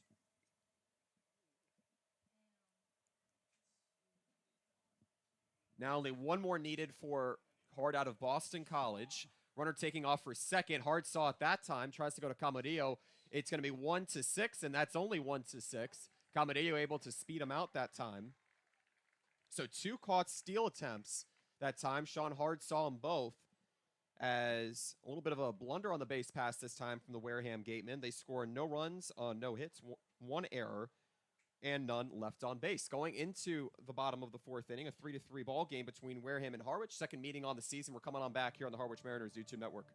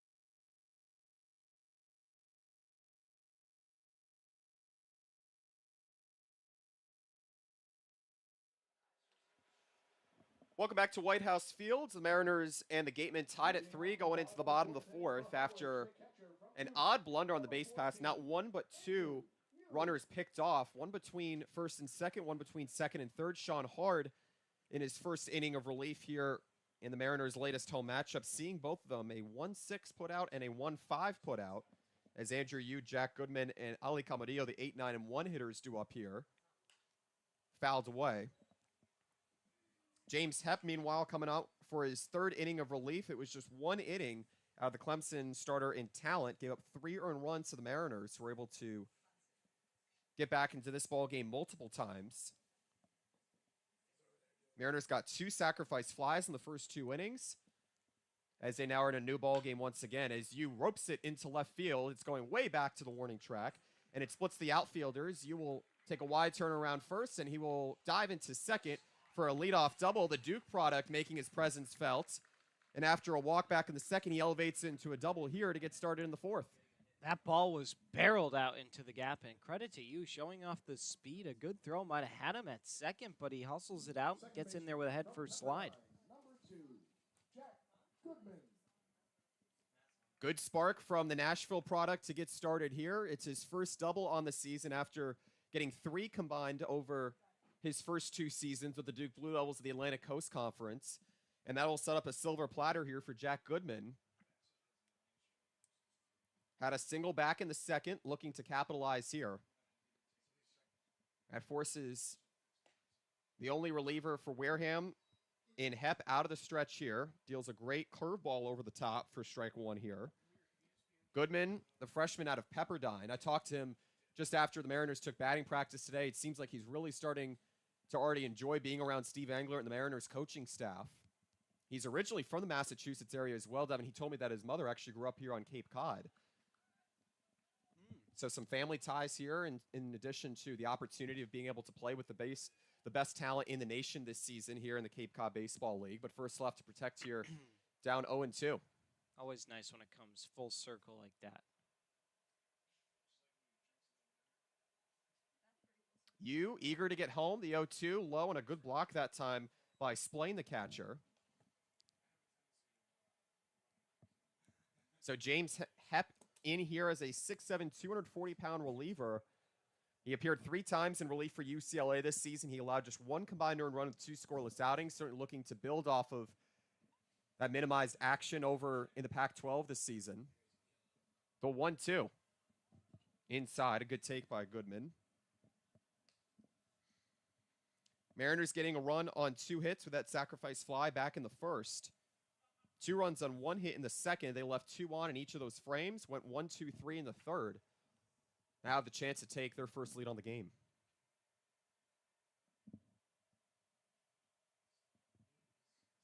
Still none away. A runner in scoring position. The 2-2 way outside. Yu almost going down to third. And it goes sailing into left field on the back pick attempt, as Yu will easily reach. And he was almost stuck in no man's land for a time, as it didn't exactly go to the backstop, Devin, but certainly you had the almost apprehension in order to not get picked off, and instead he reaches third. Yeah, probably could have got there if he got a good jump on the dirt ball, but then unfortunately a really bad read by Tommy Splain as he thought Yu was advancing, threw it down to third and hummed it into left field. Easy 90 feet. An E2 here on the catcher as Yu's able to advance down to third. The payoff pitch on the way. And it just floats outside as Goodman earns his first walk on the season. Certainly making some noise in the bottom third of the lineup, and certainly what you need in order to mobilize runners moving into the middle innings after not a ton of action here for the Mariners to finally take their lead going into the late frames of this one as Ali Camarillo comes back up. And for Camarillo, reaching on E4 back in the second, just a great opportunity in order to get the hitting going here at the top of the lineup. Similar spot to where he was back in the second inning when he came up, bases loaded, nobody down. Now he's got runners on the corners with nobody down. Reached on an error last time. We'll see if he can chase that run in once again.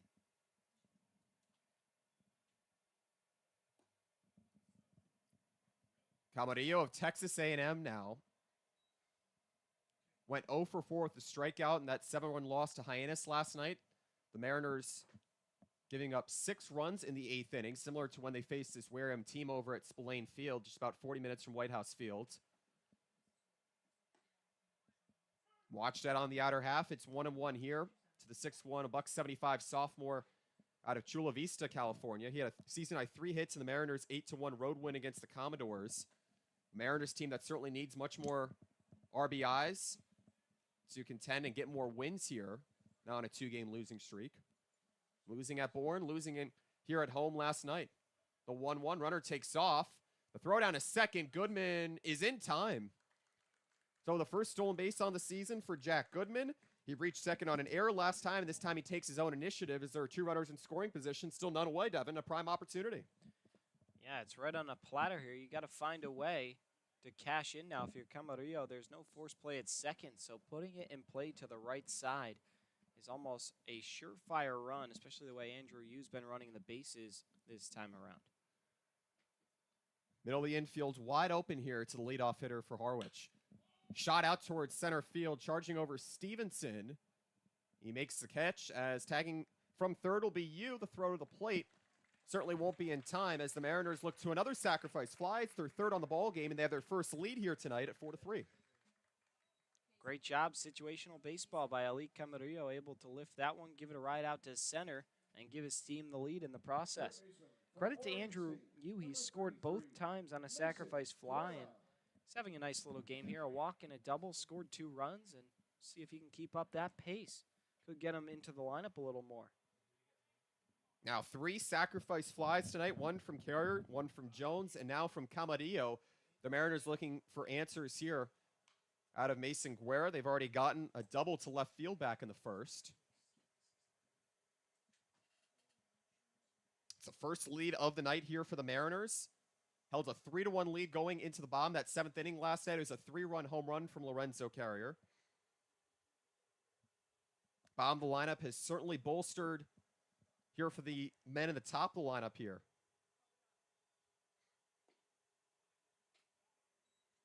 Oh, and 2 here to Guerra.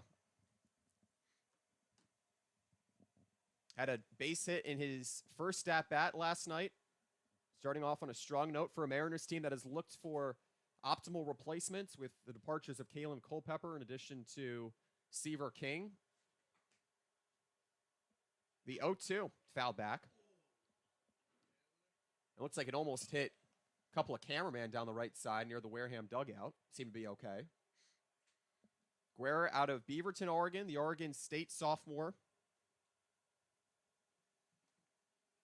Had 4 hits against Arizona State this season. Really took off in his second season up in the Pac-12. 0-2, lofted over towards the right side. Into foul territory, Hussey. It's well playable. And he makes the catch for out number 2 here. So Guerra falls to 1 for 3 on the night, but still an opportunity for the Mariners to keep the line moving with Kennedy Jones coming back up. Arguably Harwich's most invaluable product when it comes to RBI production as of late. Completely agree with you, and situational baseball has been his friend. Base hit scores this run. You got speed with Jack Goodman down at second, and now just got to find a home for this spot in the outfield, and you can double your lead.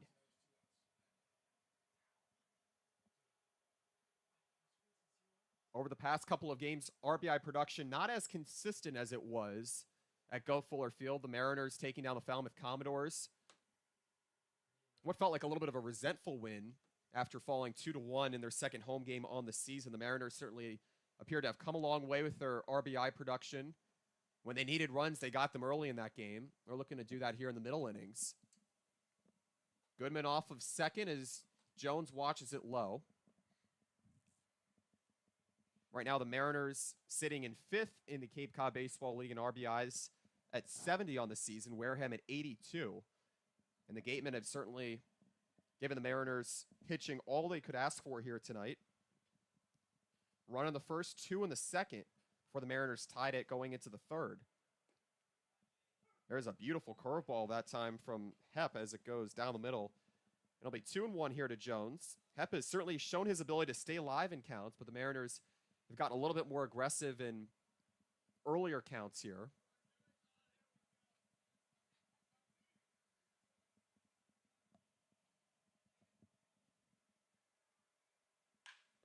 Grounded over towards the left side, off the glove of Cologne. Tries to pick it up, and there'll be no play to make on his end. An E5 that time. That moves Goodman into third. Another error costing the Gatemen seriously here as Lorenzo Carrier comes up. 2 outs, runners on the corners, and the line is moving here for Harwich. Yeah, Cologne just looked like he kind of olayed that, didn't get in front of it, and then didn't really make much of an effort to pick it up after he booted it. Kind of just stared over it for a while. I'm not sure exactly what that was about, but Mariners will take it. Another gift of an opportunity. There's been 5 errors, and we're not even 4 innings into this ball game between the two teams. Had the error on the catcher's spleen earlier here in the frame. Now runners on the corners for Carrier. He can afford to be patient here, but the Mariners need insurance runs as well.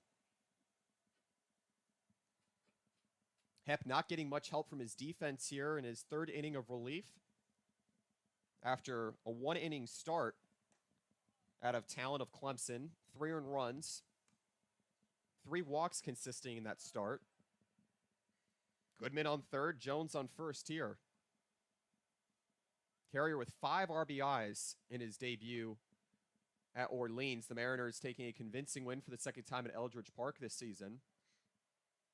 Will Carrier go? Nope. It goes to 3-0 here.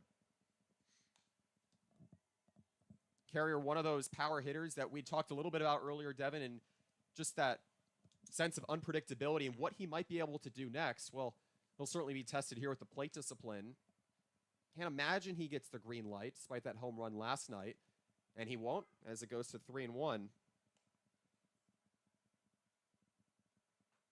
Carrier has earned his way into the cleanup spot as of late this season. 8 RBIs on the season despite being relatively strikeout prone. 7 games already for Carrier. The big bopper swings and hits it back. It goes to 3-2 here. Sacrifice fly back in the 1st, grounded out to shortstop back in the 2nd. And credit to James Hebb for working back into this count, especially against a dangerous hitter in Carrier. It's really tough to come back from 3-0, but here we are. Big pitch coming. 2 outs, 2 on. Carrier takes it high as I will move Jones into 2nd. The bases are loaded here for Harwich. And after the Wareham Gatemen loaded the bases back in the 1st, a little bit of a daunting situation here for the reliever in Hep, who had really begun to work his way in. He only faced 4 in the 2nd and then retired the Mariners in order in the 3rd as he's starting to unravel here, and that will draw a mound meeting here. And a much-needed one at that. Another bases loaded jam. This is like the 3rd or 4th time the Mariners have had the bases loaded. And as they talk things over, we'll take a look around the league. As we mentioned earlier, YD defeated Bourne 4-0 from Red Wilson Field. Falmouth on top of Chatham 10-4 in the bottom of the 6th, while Cotuit leads Hyannis 7-0 in the bottom of the 7th from McKeon Park. Big implications for the Mariners to stay tied with Yarmouth Dennis last night, despite unraveling late with 3 pitchers required in that 8th inning. The Mariners and the Yarmouth Dennis Red Sox at 9-6. The Red Sox do have a tie to hold a 1-point advantage in the Cape Cod East standings at 1st place. So the mound meeting adjourns here, and Kenny Lavari, the designated hitter, comes up here. Reach on a walk back in the 1st. An exciting time here for the Old Dominion product, as the Vineland, New Jersey native watches it outside for ball 1. Man, bases loaded here. Lavari has been well respected for his plate discipline here. No better time to balance out his attack of the plate with a RBI hit to bring home at least 1 here. 2-0, 2 away. Hitters count. This is dangerous. Hep's got to be careful. If he leaves something over the plate on this next pitch, Lavari will make him pay. Lavari came in to pitch last night, the final reliever as the Mariners needed outs. 11 games this season for Lavari, has 7 hits, 5 RBIs, hitting .219 as he pitched the game's final 2/3 innings last night.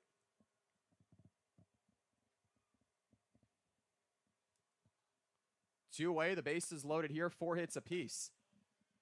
Now 3-1 here. Hep starting to lose some control now with 2 straight 3-ball counts to face here. 2nd year of the Harwich Mariners is Lavari. 0 for 4 in that road loss to Bourne. Did not get the start in the card last night for Steve Englert. 3-1, a swing and a miss. A little bit of a half-hearted swing that time. Wasn't trying to shoot for the alleys for what it seemed like, so he'll be protecting here. And at that point, when the bases are loaded, why would you swing 3 balls in the count? If you're not going to put a good swing on it, just try and see if it's at least a ball. Best case scenario for him there is a ground ball. Still has 11 walks through his first 10 games. Now the runners take off, and it just misses inside. Hep a little bit irate with the home plate umpire, Mark Yoder, as a walk comes home to score.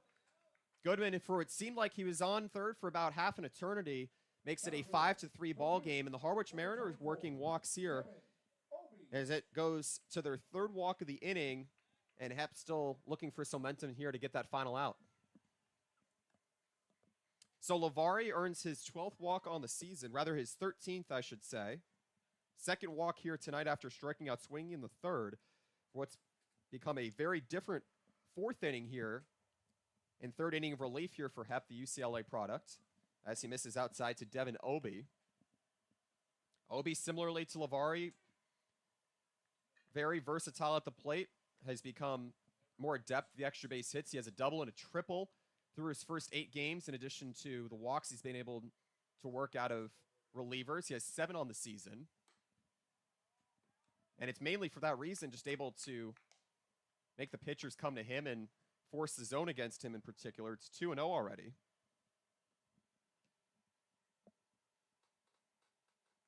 Goodman home to score on the walk. Yu scores on the sacrifice fly. The Mariners now with a 2-run lead. A strike call that time to the Nashville native. 0 for 2 with the season high 2 walks last night. What resembled a little bit of a reset for the Mariners. Despite losing a late lead against Bourne, it was 5-3 as the Mariners lost at Doran Park over on the other side of the Cape, the 2-1. Now 2-2 here. Again, Hep doing a good job of battling back in the count. He's dealt 2 straight full counts going into this plate appearance here for Obi. They're 2 away. 4 hits aside from 5 combined errors here. 2-2, just taken low. And Obi's so patient and selective. I could have told you before that this at-bat was going to run full.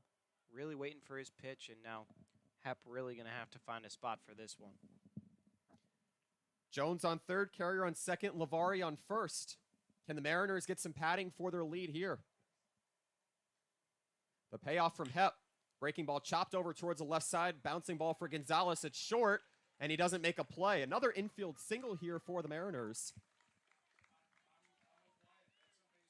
One comes across to score in Jones, and that ball just dribbling a little bit too high and a little too hard as the Mariners now have a 3-run lead here in the fourth in what's turned into a 3-run frame, as the Mariners are really just being able to make Hep work out of the stretch, whether it's a walk or an infield hit, even an error. The Mariners are not going for the alleys today. No, not by any means, and this will be the 9th batter they brought to the plate in the inning, Matt Scannell. Really just with authority taking control here. Scannell skies one down the right field line, and it goes just foul. It had home run distance, soared over the fence, just foul. About 20 feet maybe. An RBI infield single from Obi, giving the Mariners more to their 2-out rally here for what's been much needed after the Mariners already trailed twice in the early innings. The Gatemen scoreless since taking that second lead back in the second. It was 2-1 going into the bottom of the third. The Mariners, or into the bottom of the second, I should say. Goes high, and it gets away from the catcher and Splain. Carrier will run home on a pass ball. So now 2 in scoring position, and the Mariners capitalizing off of the Gatemen's blunders with 2 away here, as the Mariners now have a 7-3 lead, and everything continues to unravel for Hep, whether it's a walk, an infield single, the hit, now a pass ball. Yeah, it is just been not his night, and now Splain going to want to talk things over with his pitcher.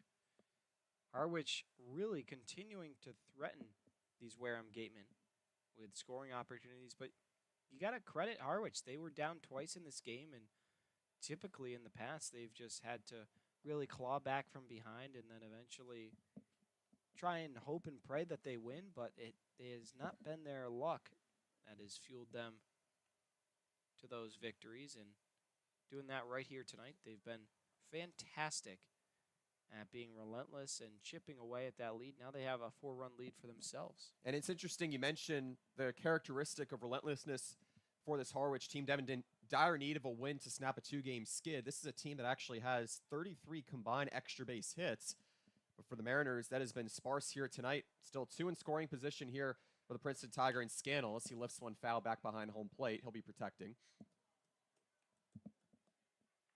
On deck is Andrew Yu. He already hit back in the 4th inning to lead off. A leadoff double came around to score. Yu with the only extra base hit here for the Mariners in the 4th. But they have a 4-run lead here.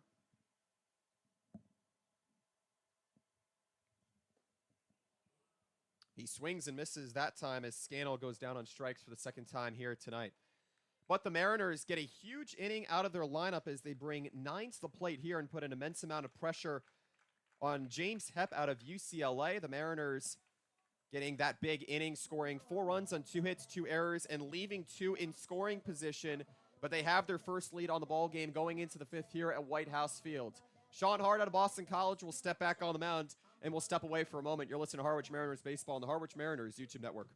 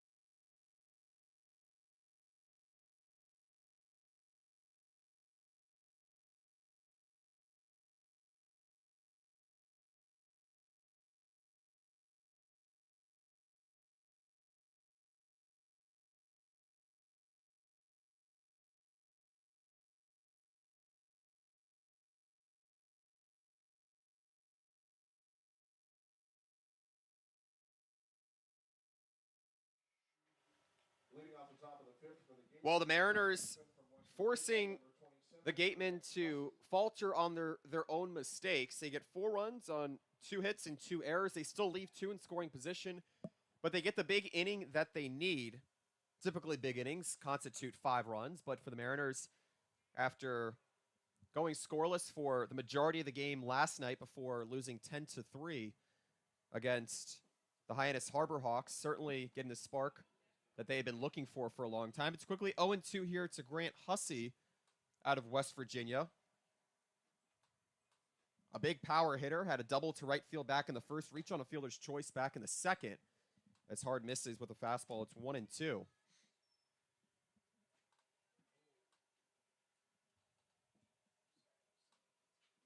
One-two from Hard, a fastball on the outer half, and it gets called looking. 5th strikeout here for Mariners pitching. It's the 2nd for Hard, and that's already the 2nd looking strikeout he's dealt. He's begun to exhibit a good deal of command in his 3rd outing on the season.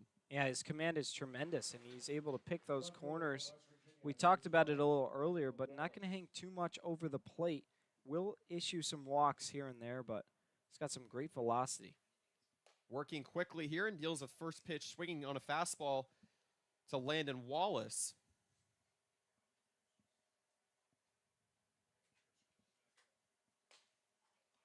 Oh, and 2 here. Fastball not wavering here from Hard.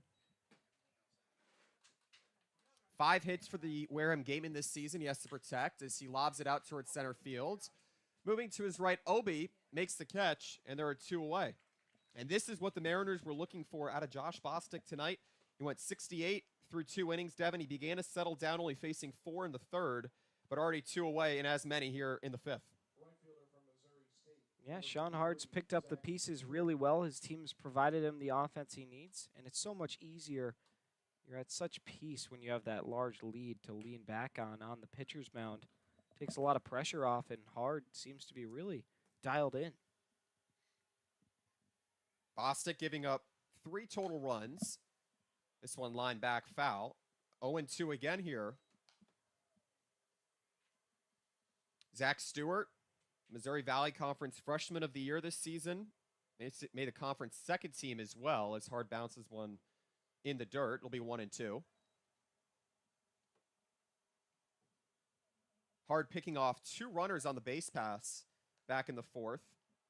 First a 1-5 from J.C. Colon, and then caught Nick McLean sleeping between first and second, rather just en route. The 1-2. Check swing, the appeal down to third, and it's a no from Jerry Baresh, the third base umpire, and Hard was just about set to trot off the mound there. So it'll be 2-2 with 2 away, nobody on here. The Mariners taking their first lead on the night at 7-3. It's 7 runs and 5 hits for the Mariners, 3 runs on 4 for the Gatemen. A 2-strike pitch again, and it misses well inside. Stewart at 6'2", 220, the freshman at 11 on Missouri. Hit .302 this season. Excellent year as he swings and misses on a fastball blown by.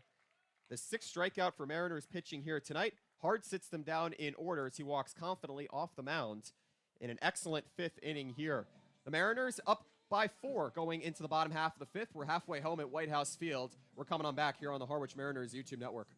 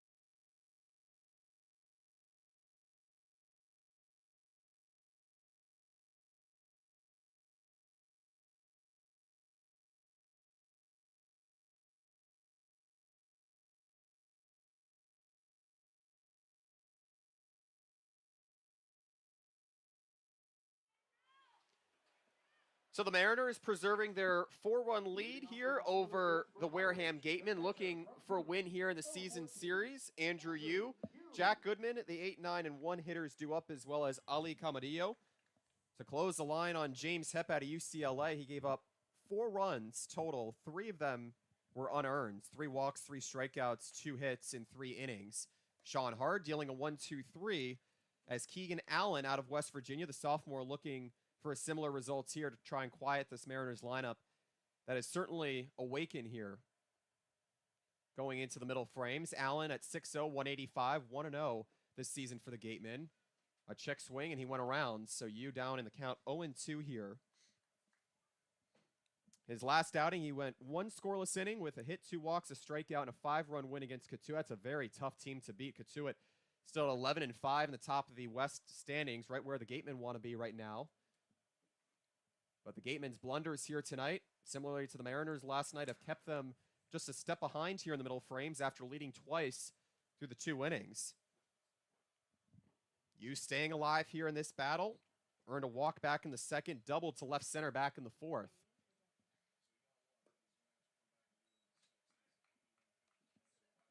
Two and two here. None away. The Mariners have a chance to scratch across more runs here against Allen, who had 17 strikeouts and nearly 16 innings at West Virginia. Transferred from Oklahoma after throwing 7 innings in Norman. As you bounces one foul. It'll stay at 2 and 2. The Duke products have certainly at least made an attempt, being aware of that operational concern, for lack of a better chance here for the Mariners to find different names to make up for that RBI lapse as the 2-2 is swung on and roped foul. We talked about it today over the past couple of days as well. When the Mariners have lacked hits, they have sorely missed Kalen Culpepper as well as Seaver King. And Fitzgerald. The Margate, Florida native, had an 11-game on-base streak before he left. He walked, he hit, he did everything. The 2-2 to you, down and away.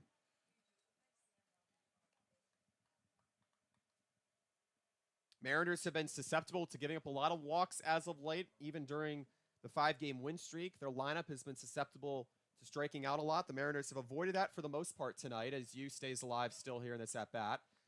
4 strikeouts for the Mariners lineup tonight. I'd say that's a good improvement after the Mariners had struck out in double digits at least twice over the past 3 games. Falmouth as well. The Mariners had struck out at least 10 times. Payoff pitch, grounded over toward the right side. Off first, Hussey tries to throw on a first, and it'll be in time. So a 1-3 put out that time.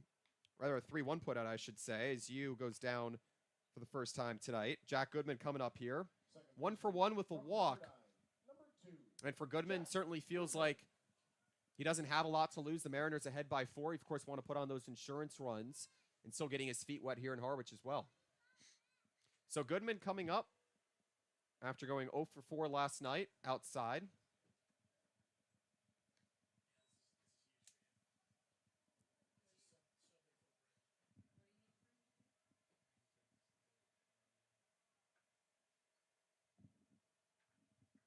Medfield, Massachusetts native.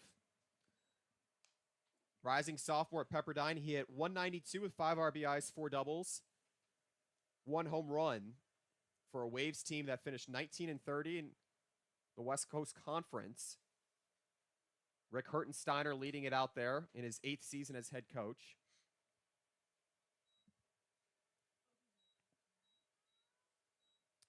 So 2-2 here to Goodman, hitting in the 9-hole once again here tonight. The Mariners getting 4 runs back in the 4th inning for their first lead on the night.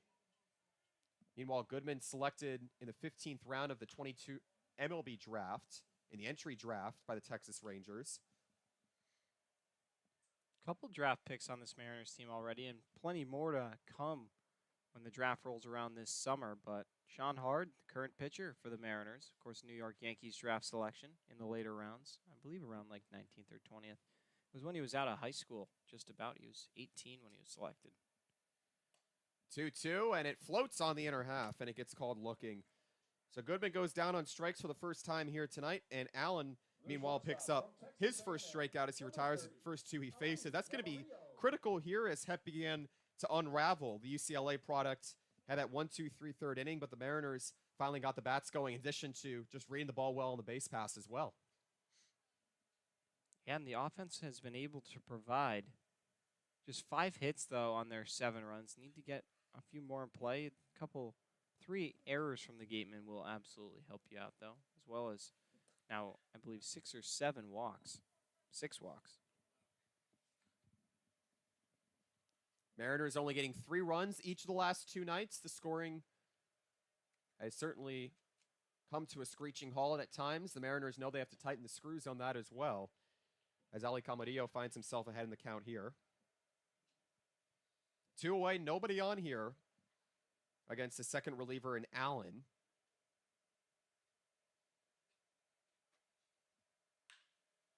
2-0, grounded over towards the left side foul.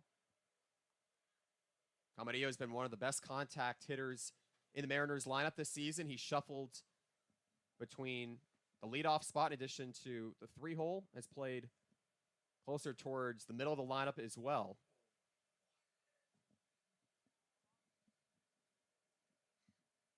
Two-one outside. Allen not falling behind too often, though. He had dealt a 3-ball count to Andrew Yu before he grounded out 3-1.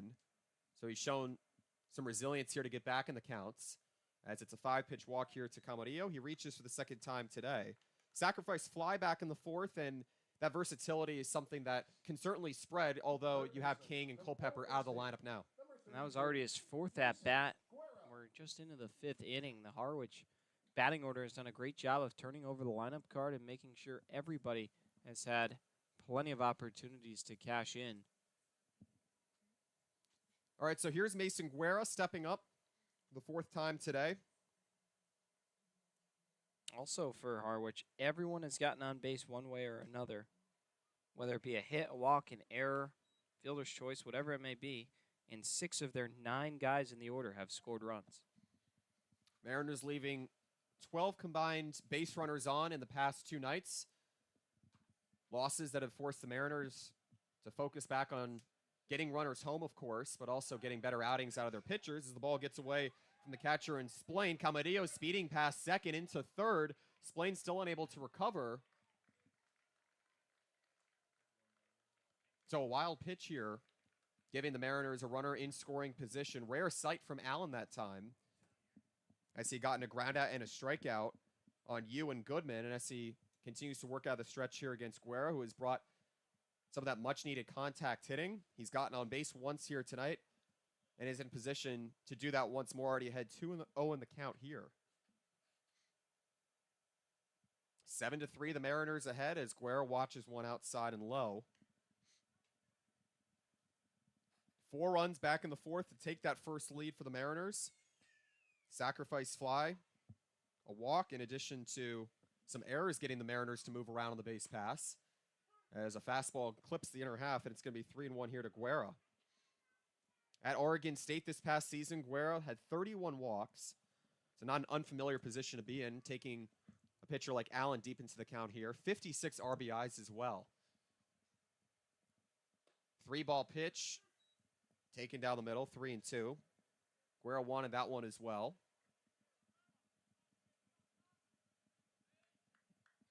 The Mariners giving up a lot of walks as a pitching staff last night. It's turned over in favor on the good side for the Mariners here tonight. A 2-out walk to Camarillo, 3-2. Watch that on the inner half as Guerra gets caught looking for strike 3. The Mariners get a 2-out walk from Ali Camarillo, but they don't move him in a scoring position as Harwich scores no runs on no hits, no errors, and leaves one stranded. The Mariners going into the 6th inning ahead 7-3.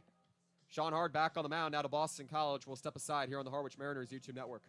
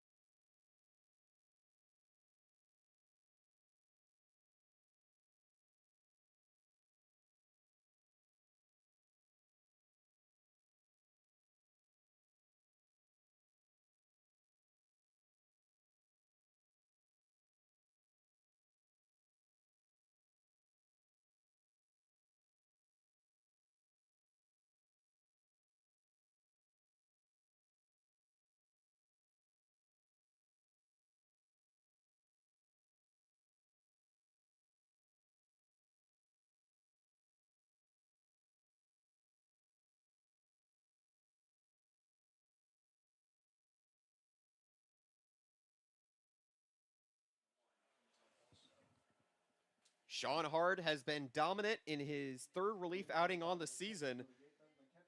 Has faced only 3 batters thus far. He picked off 2 runners back in the fourth and got 2 strikeouts in the fifth as he will face Tommy Splain, Dorian Gonzalez Jr., and Garen Kofeld. Mariners ahead 7-3 after a 4-run fourth inning, and you consider what this can do. Should the Mariners be able to hold on, ride Sean Hart a little bit longer, key to his development in his second season with the Mariners, and they could have a rejuvenating win, albeit they didn't get the most number of hits that they may be used to with Culpepper, Fitzgerald in that lineup in the early portion of the season. Yeah, no, they're finding ways to score. That's all you can ask for. Find ways. Whatever gets done, gets done. They've been being patient at the plate, realizing that these Wareham wings have had trouble finding the zone. They're accepting the walks. They're making Wareham make plays by putting the ball in play and cashing in on runs when they have the opportunity. Here's Tommy Splain as he gets a 4-pitch walk as Hard misses outside again. So Hard with 3 straight retired back in the fifth. He won't be able to retire 3 in a row here in the sixth as the catcher out of Arizona, who had hit at least 270 in each of the last 2 seasons, sets up Dorian Gonzalez Jr. with a little bit of a spark to work with here. Gonzalez Jr. out of Miami. Backup second baseman as he tries to lay a bunt down. Strike one here to the Belen Jesuit High School product in his second season at Miami. Reach base about 30% of the time. He's certainly been capable of earning a lot of walks, earning 34 combined over these past 2 seasons, in addition to 36 combined RBIs. Had 17 hits for the Hurricanes this season. It's 1-1 here with Splain working a leadoff walk. The Mariners trying to stay ahead here, looking to Sean Hard to keep a runner out of scoring position. 2-1 here to Gonzalez Jr. Struck out swinging back in the first. Reached on a single to right field back in the third. The Mariners closing out their 2-game homestand here tonight. We'll go to Chatham tomorrow as Gonzalez Jr. grounds it off of his calf for what it looks like, coming up gimpy. So it'll be 2-2 here. Taking a look around the league scores here tonight. The Yarmouth Dennis Red Sox ahead of the Bourne Braves 4-0. That one final actually from Red Wilson Field. The Falmouth Commodores, meanwhile, ahead of the Chatham Anglers 12-4. So the Mariners not getting help from the Red Sox as they're on the verge of winning at home tonight. Gonzalez Jr. trying to stay alive in the count here in his first time facing Hard. Now 3-2 here. The Mariners pitching staff only looking to 1 reliever in Hard tonight. He's already got 3 strikeouts. He has issued 2 walks. Bostic with 3 runs, 2 of them earned back in his 3-inning start. 3-2 line back, and we'll do it again. Gonzalez Jr. making this a tough at-bat. He had not gotten to a 3-ball count against Bostic in his first 2 opportunities. Trying to stay versatile here.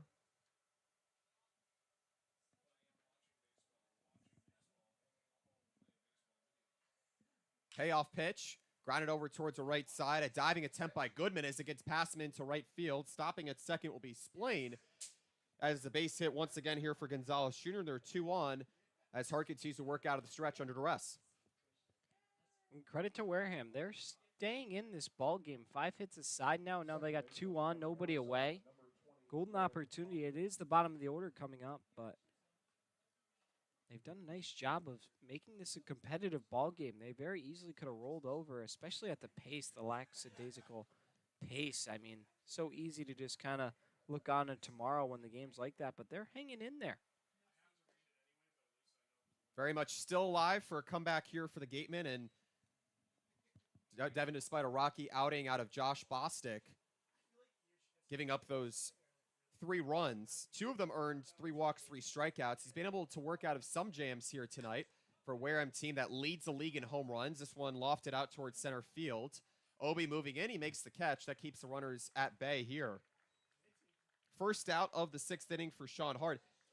A Wareham team that not only has 14 home runs to lead the Cape Cod Baseball League, but also has 38 combined extra base hits with the home runs in there, as Sean Hart has done a good job of just settling in here after Josh Bostic Gave up that sacrifice fly in addition to the RBI double to Grant Hussey out of West Virginia.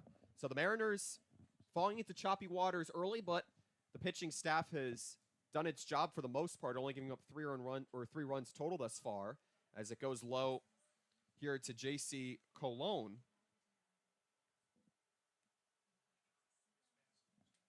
Colon here tonight reaching on an error twice. The Mariners with 2 errors. The Wareham Gatemen with 3 errors. It's been a sloppy game thus far. Really sloppy. Really you took sloppy. The words right out of my mouth. Between the walks and the errors and the infield singles, it has been just kind of a Little League style game. Think back to that caught steal attempt last night, or a pickoff attempt over at first, where the Mariners tried to go 1-3-6 and instead it went sailing into left field. So that gave the Hyannis Harbor Hawks base runners late. Now it's 2-1 here to Cologne.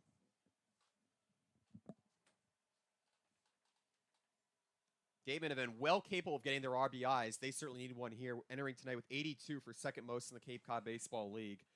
Trying to force hard to continue working out of the stretch, as there's a swing and a miss from Cologne.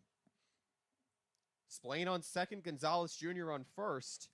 Wareham trying to piece something together here with 5 hits apiece. The Mariners getting their first lead with 4 runs in the 4th inning. 2-2 low.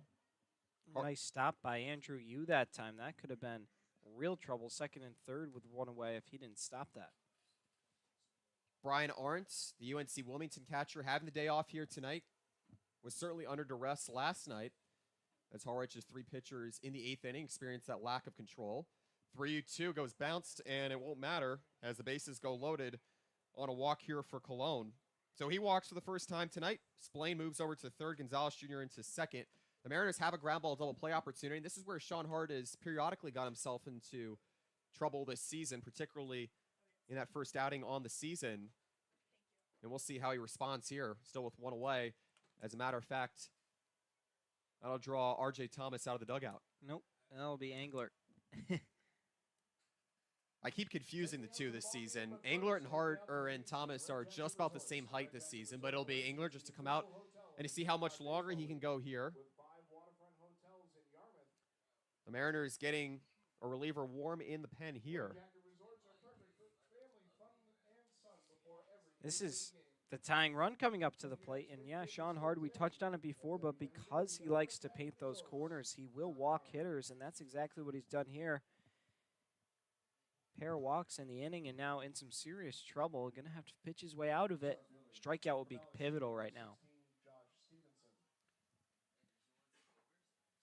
Top of the lineup comes up here against Hard. Had only faced 6 through the 4th and the 5th. The Mariners trying to get back in the win column, and they'll certainly need to plug the hole in the wall here with the bases loaded against Sean Hard.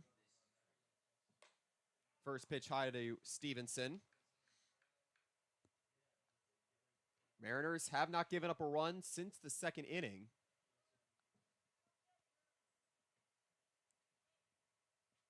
Aiden Moza of Alabama getting warm for the Mariners as Hard deals it high again to Stevenson. Has been very quiet in the lineup aside from a sacrifice fly to center back in the 2nd. A pair of looking strikeouts. But he has an opportunity just to redeem himself here for a Harwich team at home that has pitched relatively well with a 3.86 ERA. And there's a strike with a fastball from Hard. It's 2-1.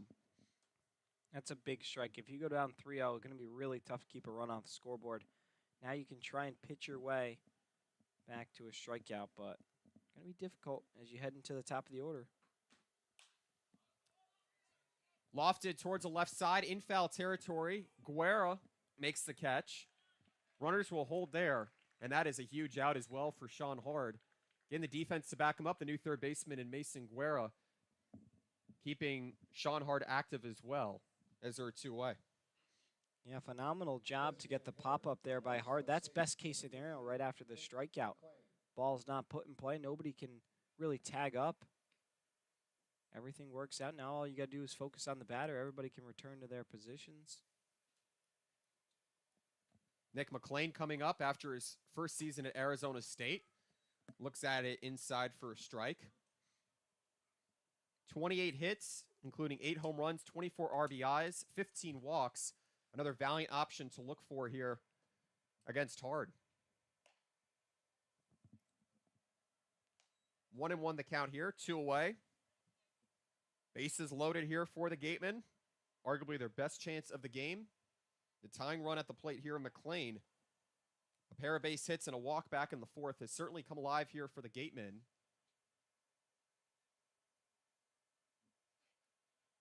Off to a strong start this season, hitting 12 for 33, 10 RBIs. Perfect spot for him to be able to draw in at least 2. 1-1 misses high. Again, you having to get out of that stance. 2-1 here. 5 hits aside after the Mariners trailed twice in the early innings. 1-0 going into the home half of the opening frame. And trailed again 3-1 going into the bottom of the second. Hard having to battle out of the count here again, has dealt 4 3-ball counts here in the 6th inning. After cruising through the 5th and being very observant on the base pass with the runners in the 4th.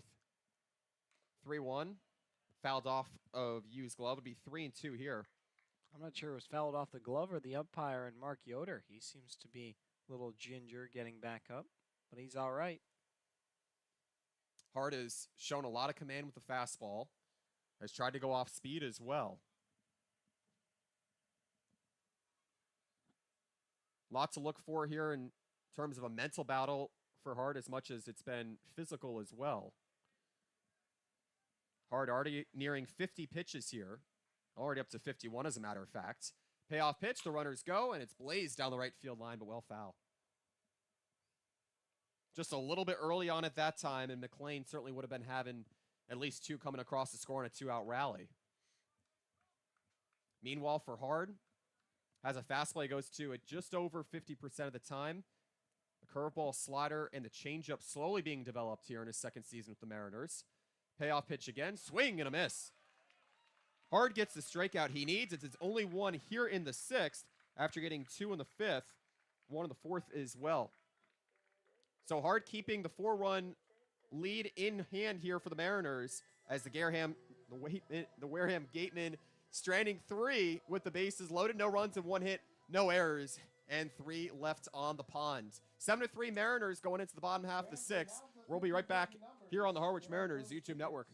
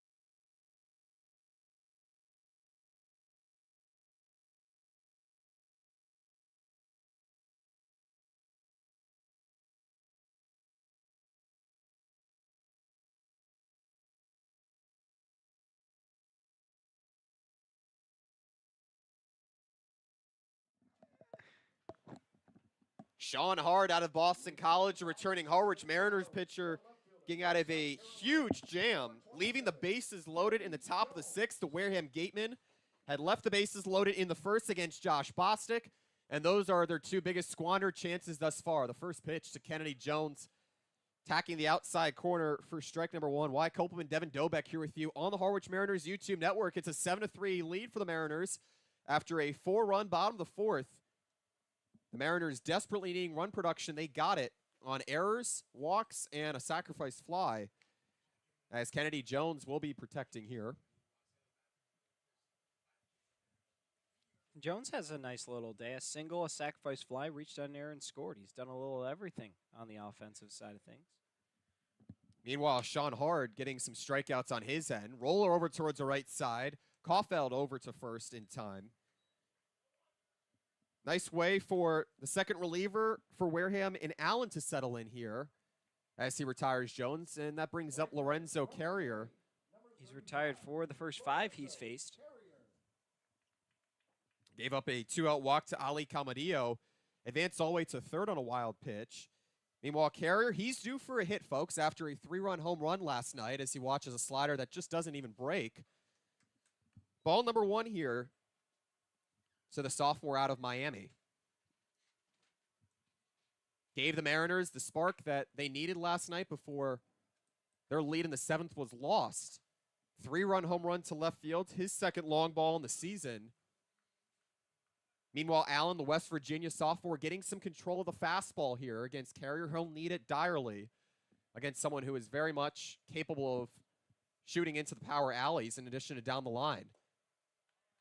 Check swing, the appeal down to first. Wall says he didn't go around. It'll be 2-1 here.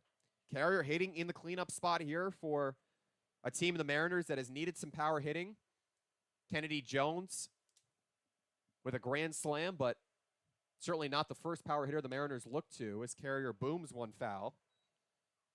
2-2 here to the Bear Delaware native, the former Delaware Gatorade Player of the Year, and he's looked every bit like it through his first 8 games in a Harwich Mariners uniform this season. Had the sacrifice fly to left back in the first, a walk as well in the 4th, and it gets called looking on the lower half all the while as Carrier goes down on strikes for the first time tonight. And Devin, he's had a really tough time in just being able to manage the strike zone for himself with that kind of frame. It can be tough to kind of gauge as a home plate umpire more often than not. He really has had a lot of trouble at the plate as far as the strikeout department goes, but that's what you're going to get sometimes with these power hitters. I mean, think about Joey Gallo, one of the best power hitters a couple of years ago. He hit over 40 home runs, but he struck out, I don't know, it had to be over 100 times easily. I kind of smile at that because he's been just shuffling around over the past couple of years. Started to find some continuity with the Dodgers last season. Strike 1 here to Kenny Lavari. 2 walks here today, not the least bit of a surprise, as he foul tips one off the glove of the catcher in Splain. Lavari 7 for 32, just at 218 on the season, 5 RBIs. Has really found a way to earn his way on base despite the Mariners' need for some power hitting in the lineup. Hitting the 5-hole here today. Watches one just on the outer corner. Lavari at Old Dominion. Returning to the Mariners this season after leading the Old Dominion Monarchs in doubles. Second on the team in hits with 68 during the season. Not to say that he can't get the hit when he needs to as well. The plate discipline is alive and well here with 2 away, nobody on. The Mariners had 7-3 after a big 4th inning. Lavari trying to avoid a second strikeout here tonight. The Mariners have been doing that at a relatively decent rate. The 2-2 from Allen. Lofted foul behind home plate. We'll do it again. 3 straight retired here for the Mariners lineup. Allen starting to settle in well. After the first reliever in Hep had retired the Mariners in order in the 3rd, but faced all 9 Mariners batters in the 4th inning. 2-2 again. Taps foul. Nice little at-bat for Lavari, able to stay alive, fight off a few pitches, and see if he can straighten it out. He is due for a hit, pair of walks, and a strikeout for him today. 7 hits and 11 walks in his first 10 games. We'll see what he can come up with here. 2-2, fouled away. He started the season at 4 for 11 in his first 4 games to tie it. Jacob Humphrey and Hunter Fitzgerald's Mariners' primary designated hitter for the team lead at that point. And ever since he's been showing that versatility at the plate, had 2 RBIs against Katuitt as well. Pitch again high. Slider hasn't exactly been there from Allen, aside from getting a pair of looking strikeouts in his last 3 batters faced. Trying to retire 4 straight here, but it's taken more pitches than he's expected. 3-2. Half swing and tapped foul. Man, Lavari really wants to be able to get on base here despite really having nobody to work with here. The Mariners already ahead by 4. They have 5 hits on the day. Last night, the Mariners getting just 4. They were out hit 6-4. Mariners this season have only picked up 1 win when being out hit by their opponent. 3-2 is spiked into right field, and it's down for a base hit. How about the at-bat for Kenny Lavari after earning 2 walks? Certainly not relinquishing much in terms of his presence at the plate, and he gets his first hit on the night. Really beautiful swing that time. Let it come middle into the zone. Was able to get the sweet spot of the bat on that and rip it right into right field. But Kenny Lavari, you said it perfectly. A great at-bat for him. Sees pitch after pitch, fights them all off, especially after his team went down the first 2 to start the inning. He was relentless, able to finally work himself on base. Now we'll see if Obi can move him over. Mariners 5-3 at home this season, rather 5-4.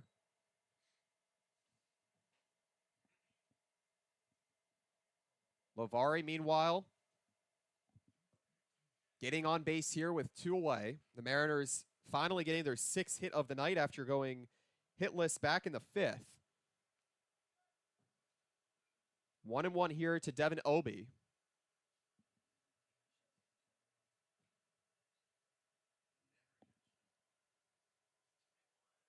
The Mariners 3-2 in 1-run games as Obi swings and misses on a slider. 6-1 when out hitting their opponents this season. When they score first, they're 8-2 as well. Wasn't the case here tonight, but the Mariners tied it twice in the first and second innings, showing some more life after only getting 3 runs last night. And that one, a called strike 3 on the inner half to Devin Obi as he goes down on strikes for the first time tonight to close out the 6th inning. The Mariners once again bring forward to the plate, and they get a 2-out base runner as they did back in the 5th. But nonetheless, they score no runs on 1 hit, no errors, and leave 1 stranded. 7-3 lead for the Mariners going to the 7th here at White House Field. We'll be back, and we're coming back at you here on the Harwich Mariners YouTube network. Stay with us.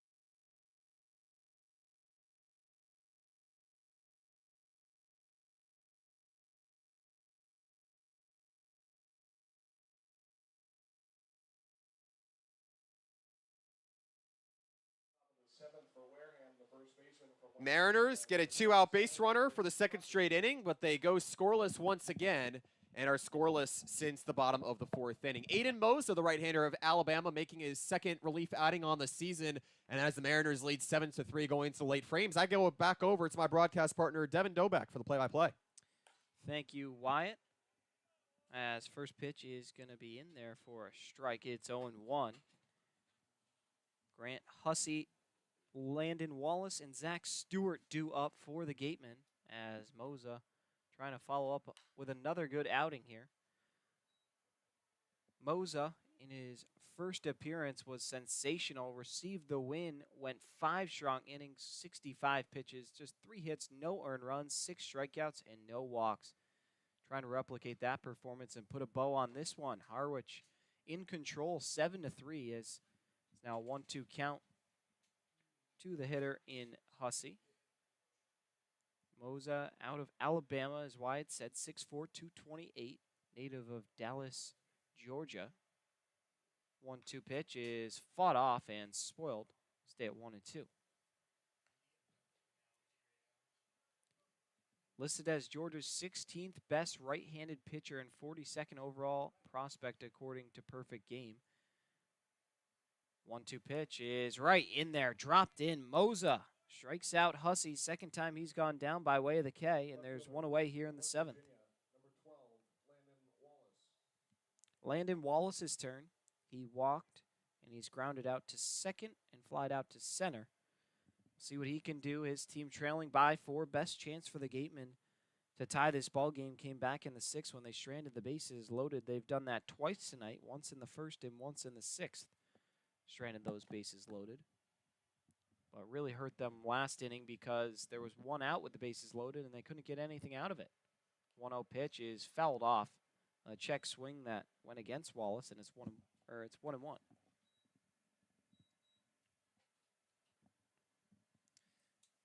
Try and get you a score update in just a bit, but for the time being, 1-1 is going to be in there for a strike. It's 1-2. On deck is Zach Stewart. Wareham running out of time and outs here as we approach the top of the hour. It's 9:03. So already 2.5 hours into this one and still 2+ innings to play. 2-2 pitch is cut on and miss. Mosa back-to-back strikeouts to start himself off here in the 7th. Take a quick look at Sean Hard's line. He was great out of relief. 3 innings pitched, gave up just 1 hit, no runs, struck out 4 and walked 3. Did the job and passed the torch now to Mosa, who seems to be in cruise control here early on. First pitch in there for a strike, and it's 0-1. Stewart on the day is 0 for 3. Reached on a fielder's choice in the 1st, grounded out to the shortstop in the 3rd, and struck out swinging in the 5th. It's a ball and a strike now to him. Righty on lefty matchup. Mosa into his windup and the pitch. Swing and a miss. That one way off the plate, but got the hitter to chase. And it's 1-2. Another final is Katuitt blanks Hyannis 8-0 from McKeon Park. Falmouth on top of Chatham 13-4 as the 1-2s bounced in the dirt. That game's in the 9th inning, so Falmouth will likely pick up win number 5 on the season. Just 2.5 games out of the playoffs at that point. This one just misses inside. And so it'll be 3 balls and 2 strikes. Crazy to think about the playoffs this early on, but approaching the halfway point in the season in just another 6-7 games. Swing and a miss. Mosa, dominant, strikes out the side. Payoff pitch there was fantastic. He's got 3 Ks, and we head to the home half of the 7th. Time to stretch here at White House. We'll be back on the other side, 7-3 Mariners. You're listening to the Harwich Mariners YouTube Network.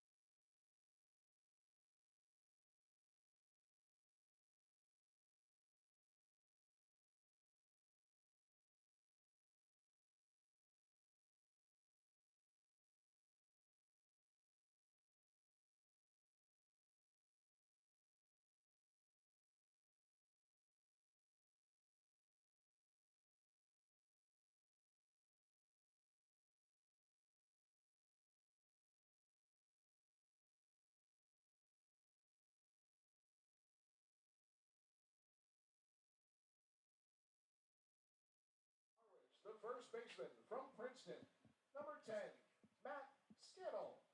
Bottom three in the order, 7, 8, 9, Matt Scannell, Andrew Yu, and Jack Goodman due up for the M's. They lead by 4. Trying to add some insurance heading into those late innings as it's 0-1 to Scannell. He walked, stole base, came around to score in the second, and then struck out swinging in back-to-back innings, the third and fourth. Gets his fourth AB here. 0-1 is going to be lifted very high out to right field. Under it is Zach Stewart, and he puts it away for out number 1 to start the 7th. Andrew Yu's turn. He's had a fantastic game up until this point. Walked and scored in the second, doubled and scored in the fourth, and then grounded out in the fifth. See if he can get on base for the third time here today.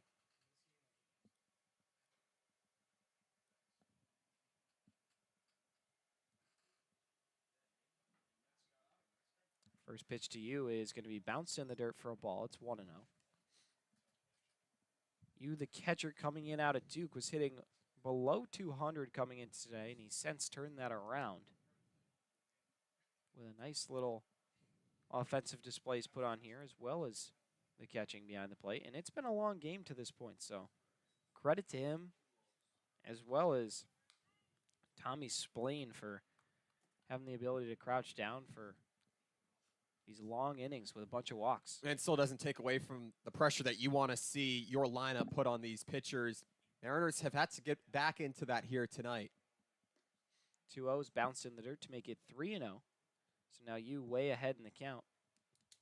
Jack Goodman is on deck. And especially going into Chatham tomorrow, a team with a relatively low ERA, closer to 6. You want to be able to put pressure on the teams early, especially drawing out innings as you deals out walk. And you consider the Mariners, they've just been so much more adept at the plate and just being able to look to guys like you for walks, in addition to getting a lot more productivity out of the top of the lineup as well. You look at Kennedy Jones for a base hit, Mason Guerra picking up where he left off yesterday afternoon, and it's carried all the way throughout the order as well. Everyone getting on base and drawing out these at-bats against a taxed Wareham pitching staff. So Jack Goodman's turn. Here comes the first pitch to him. It's bounced in the dirt. We're seeing a lot of low misses all of a sudden from Keegan Allen, who's out there for his third inning of work, and we're going to get a mound visit this time. See if Wareham elects to make a move. I believe probably just talking things over, a little too premature to make a call, but Wyatt, it has been a slow game, but nonetheless, Harwich out in front by 4. Got to be pretty encouraging after the minimal offense they've had as of recently. Still just 6 hits, so still need to start turning to people for more good barreled contact, but you'll take the offense. I think you take the offense knowing that it can appear and it can be productive with 2-out situations, in addition to leadoff as well. Aside from the Mariners striking out 8 times, say the difference is just how they move with the runners on the bases, in addition to looking at newcomers in the lineup as well. You get hit from Jack Goodman, in addition to Guerra, who I just mentioned. So a lot of reason to believe that this lineup is very capable. It's not necessarily overrated.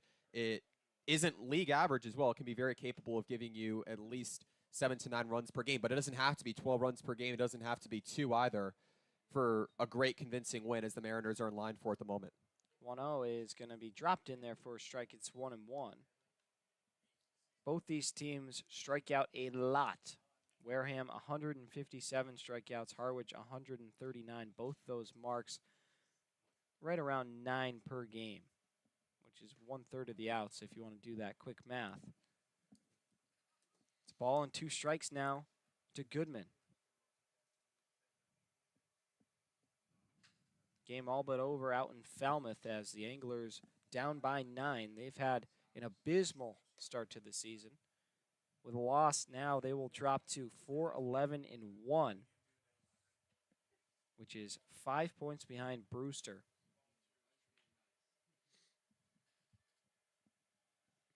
For the 4th spot, that is. And they'll be 11 points behind Harwich if Harwich holds on. This one's ripped into center field for a base hit.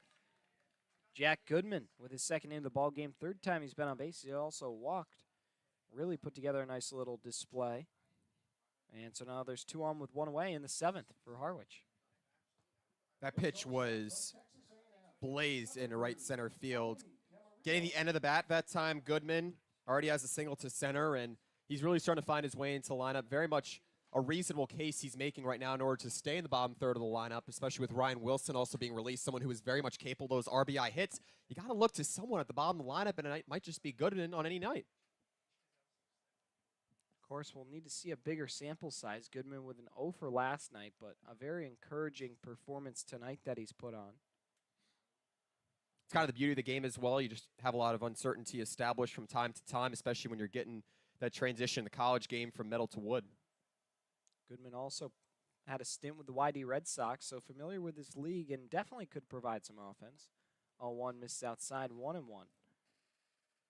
To the hitter in Ali Camarillo. This is his 5th at-bat, and we are just in the 7th inning. Struck out looking in the first, reached on an error in the second, sacrificed fly in the 4th, and walked in the 5th.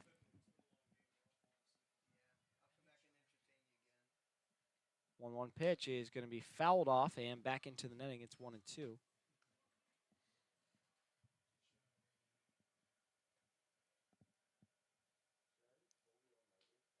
Camarillo ready to dig back in. Some fans still sticking it out here in White House.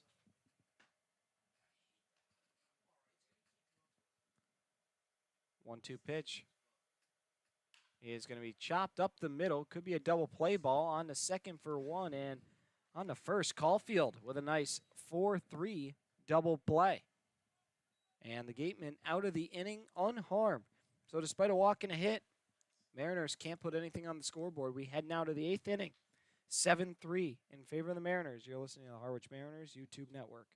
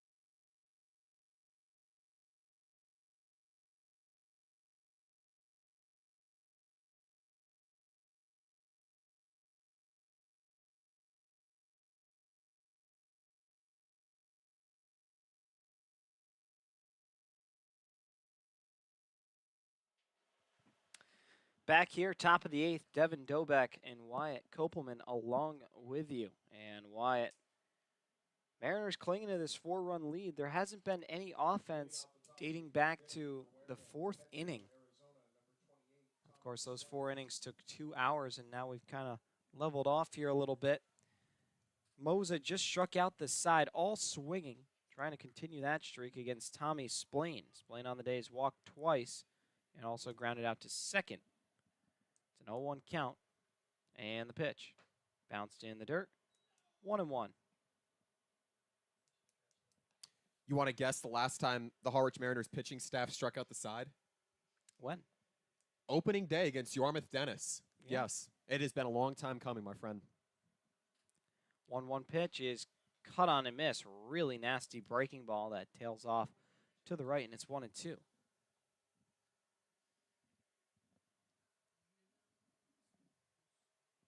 And the 1-2 offering is going to be chopped just foul off to the left.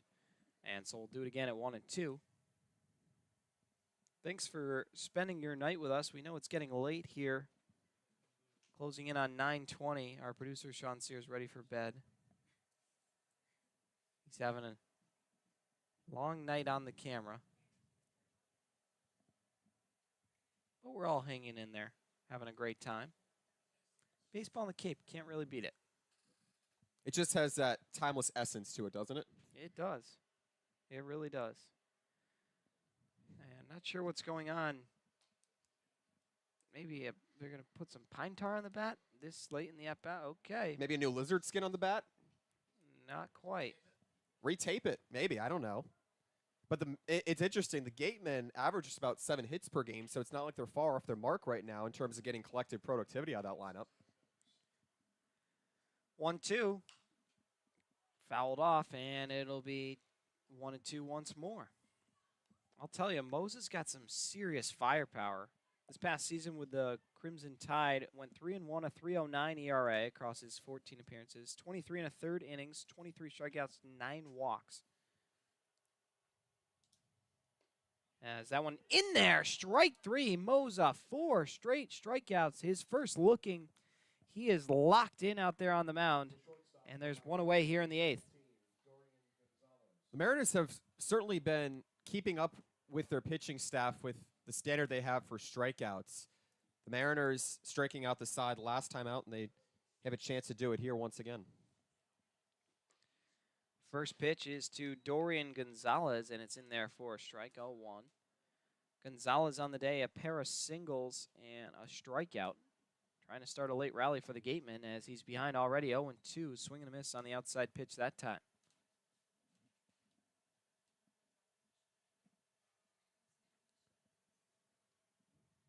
0-2 pitch, cut on and missed. Aiden Moza, how about it? 5 straight strikeouts. He's been fantastic, continuing to mow through hitters. This is quite the pitching performance we've seen, Wyatt. And it's a unique windup as well, the way that he goes with that front leg towards the mound after the windup, very accelerated comparing to the initial phase.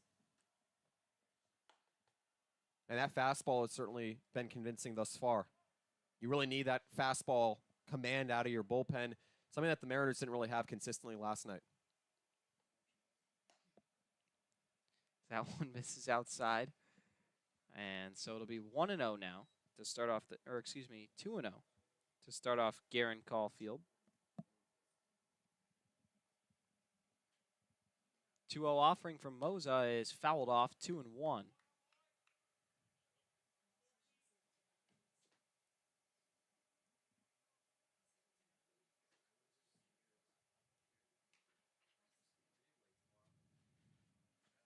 Here comes the pitch from Moza, and it's going to be popped up. Not a strikeout, but probably an out. Over to Scannell at first. He's under it and puts it away. Another 1-2-3 for Aiden Moza. 6 up, 6 down. They go packing back to the Wareham dugout. Head to the home half of the 8th. Still 7-3. Our score. We'll be right back on the other side. You're listening to the Harwich Mariners YouTube Network.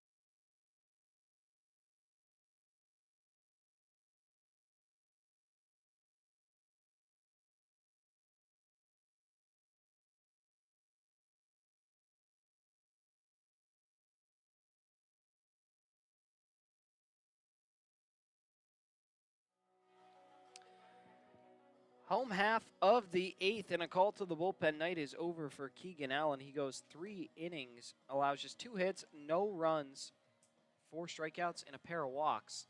He was fantastic to keep this game close for the Gatemen. Well, not close, but where it was, and the offense, unfortunately, has just not showed up since the 2nd inning for them. New wing is going to be Tyler Dean, 6'3", 205-pound junior out of South Carolina, now Virginia Tech, native of Roanoke, Virginia. He's 0-2 this season across his 2 1/3 innings pitched, 3 strikeouts, a 3.85 earned run average. Opponents hitting .400 against him, and 3 strikeouts to match his 3 walks. Yeah, he struggled with command at times this past season for Virginia Tech, but his ERA did lower by about 6.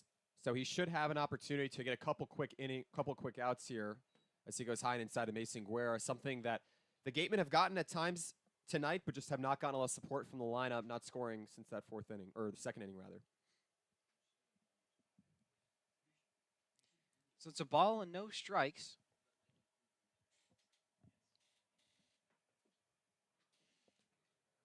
Here comes the pitch to Guerra. And it's going to be over to the shortstop, and they're in time. A 6-3 putout from Gonzalez to Hussey. And that's how the 8th inning starts for the Mariners.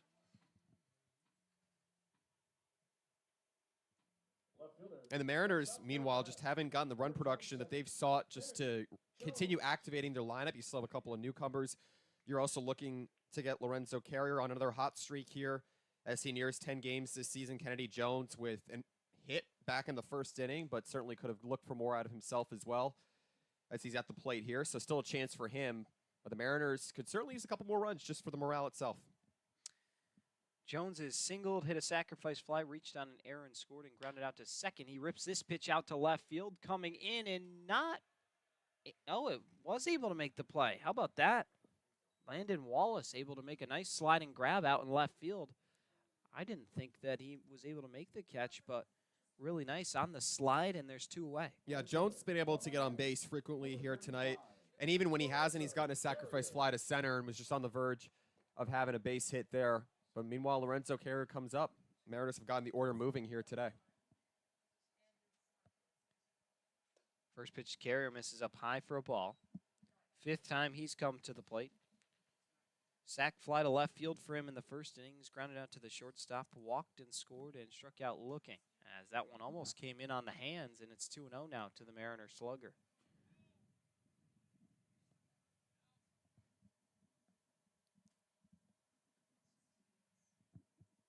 Dean rocks and delivers and misses down in the dirt. 3-0.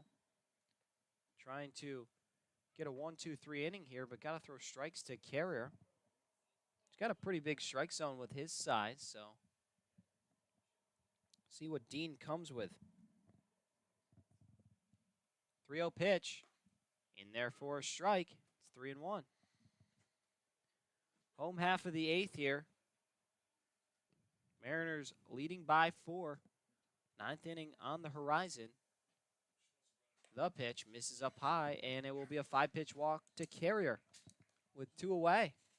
Down to first trots the Miami product. Carrier's starting to become more accustomed to drawing walks. His 5th walk drawn on the season now. Had a walk back in the 4th with that sacrifice fly in the 1st.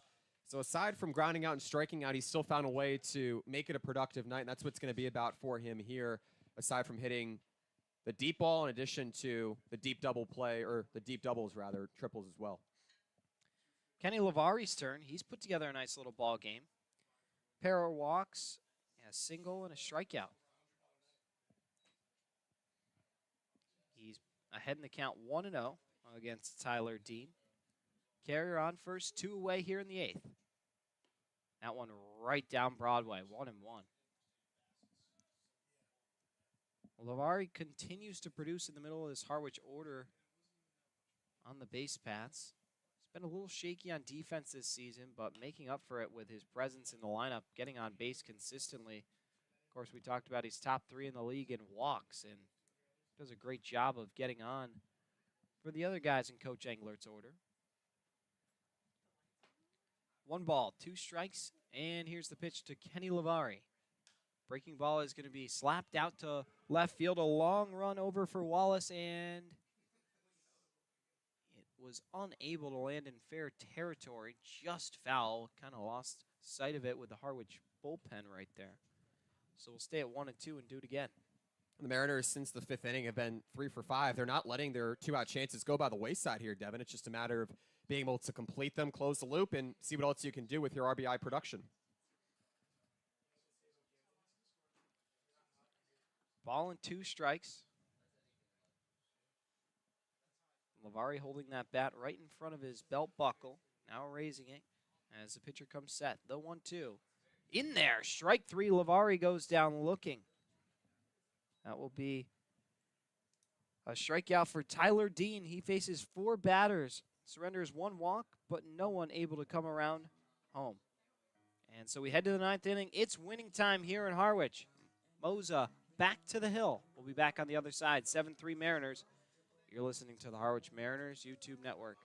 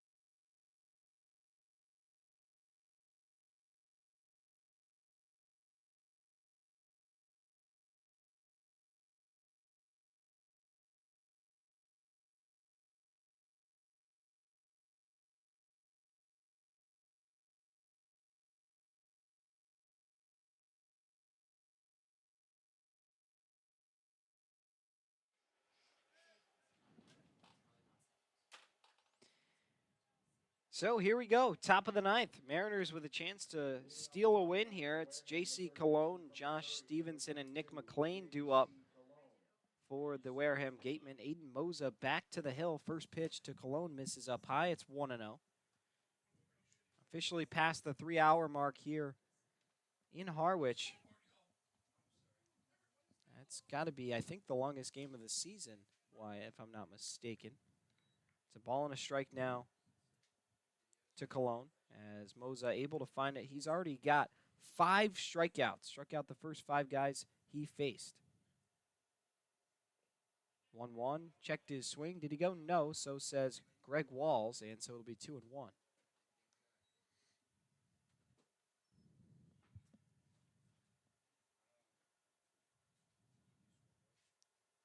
Cologne awaiting the 2-1 offering, and it is going to be ripped out to center field, but right at Devin Obie, and he's able to put it away for out number 1. That ball was tattooed, but right to the Duke outfielder.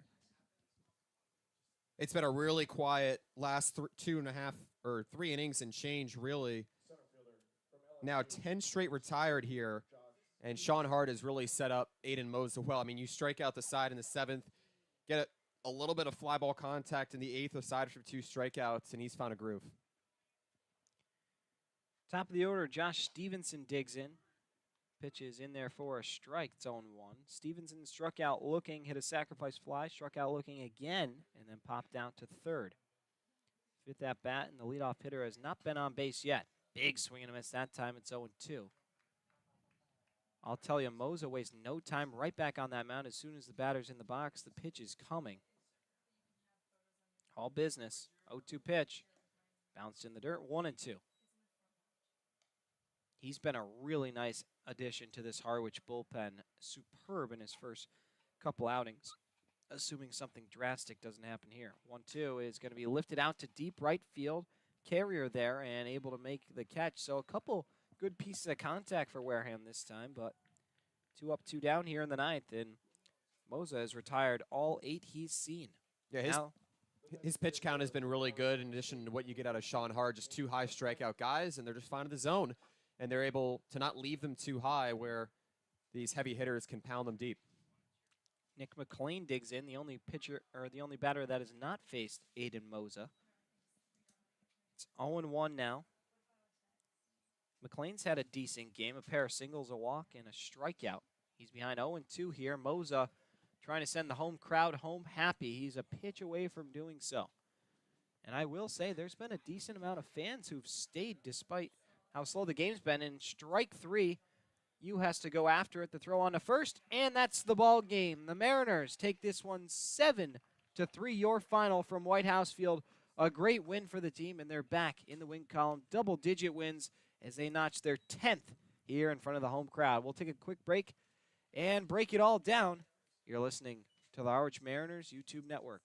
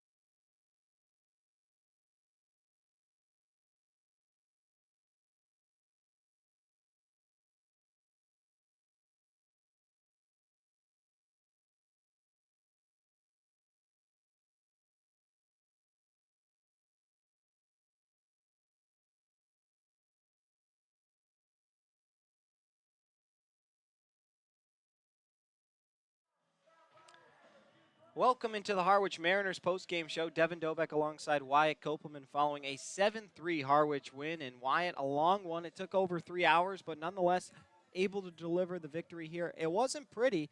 Some sloppy defense, some sloppy offense, some sloppy pitching, but nonetheless, a win's a win. And the win is a win considering that the Mariners not only got a little bit of momentum with 2 outs going down the stretch. Second half of the game, after the 5th inning, the Mariners did go 3 for 6 with 2 outs to keep a little bit of spark going with a 4-run lead. Then you also turn it over to your bullpen. Sean Hart gets the win with 3 scoreless innings and a great sense of elevation here in his 3rd outing on the season. He turned over to Aiden Moza, and he sat down all 9 he faced.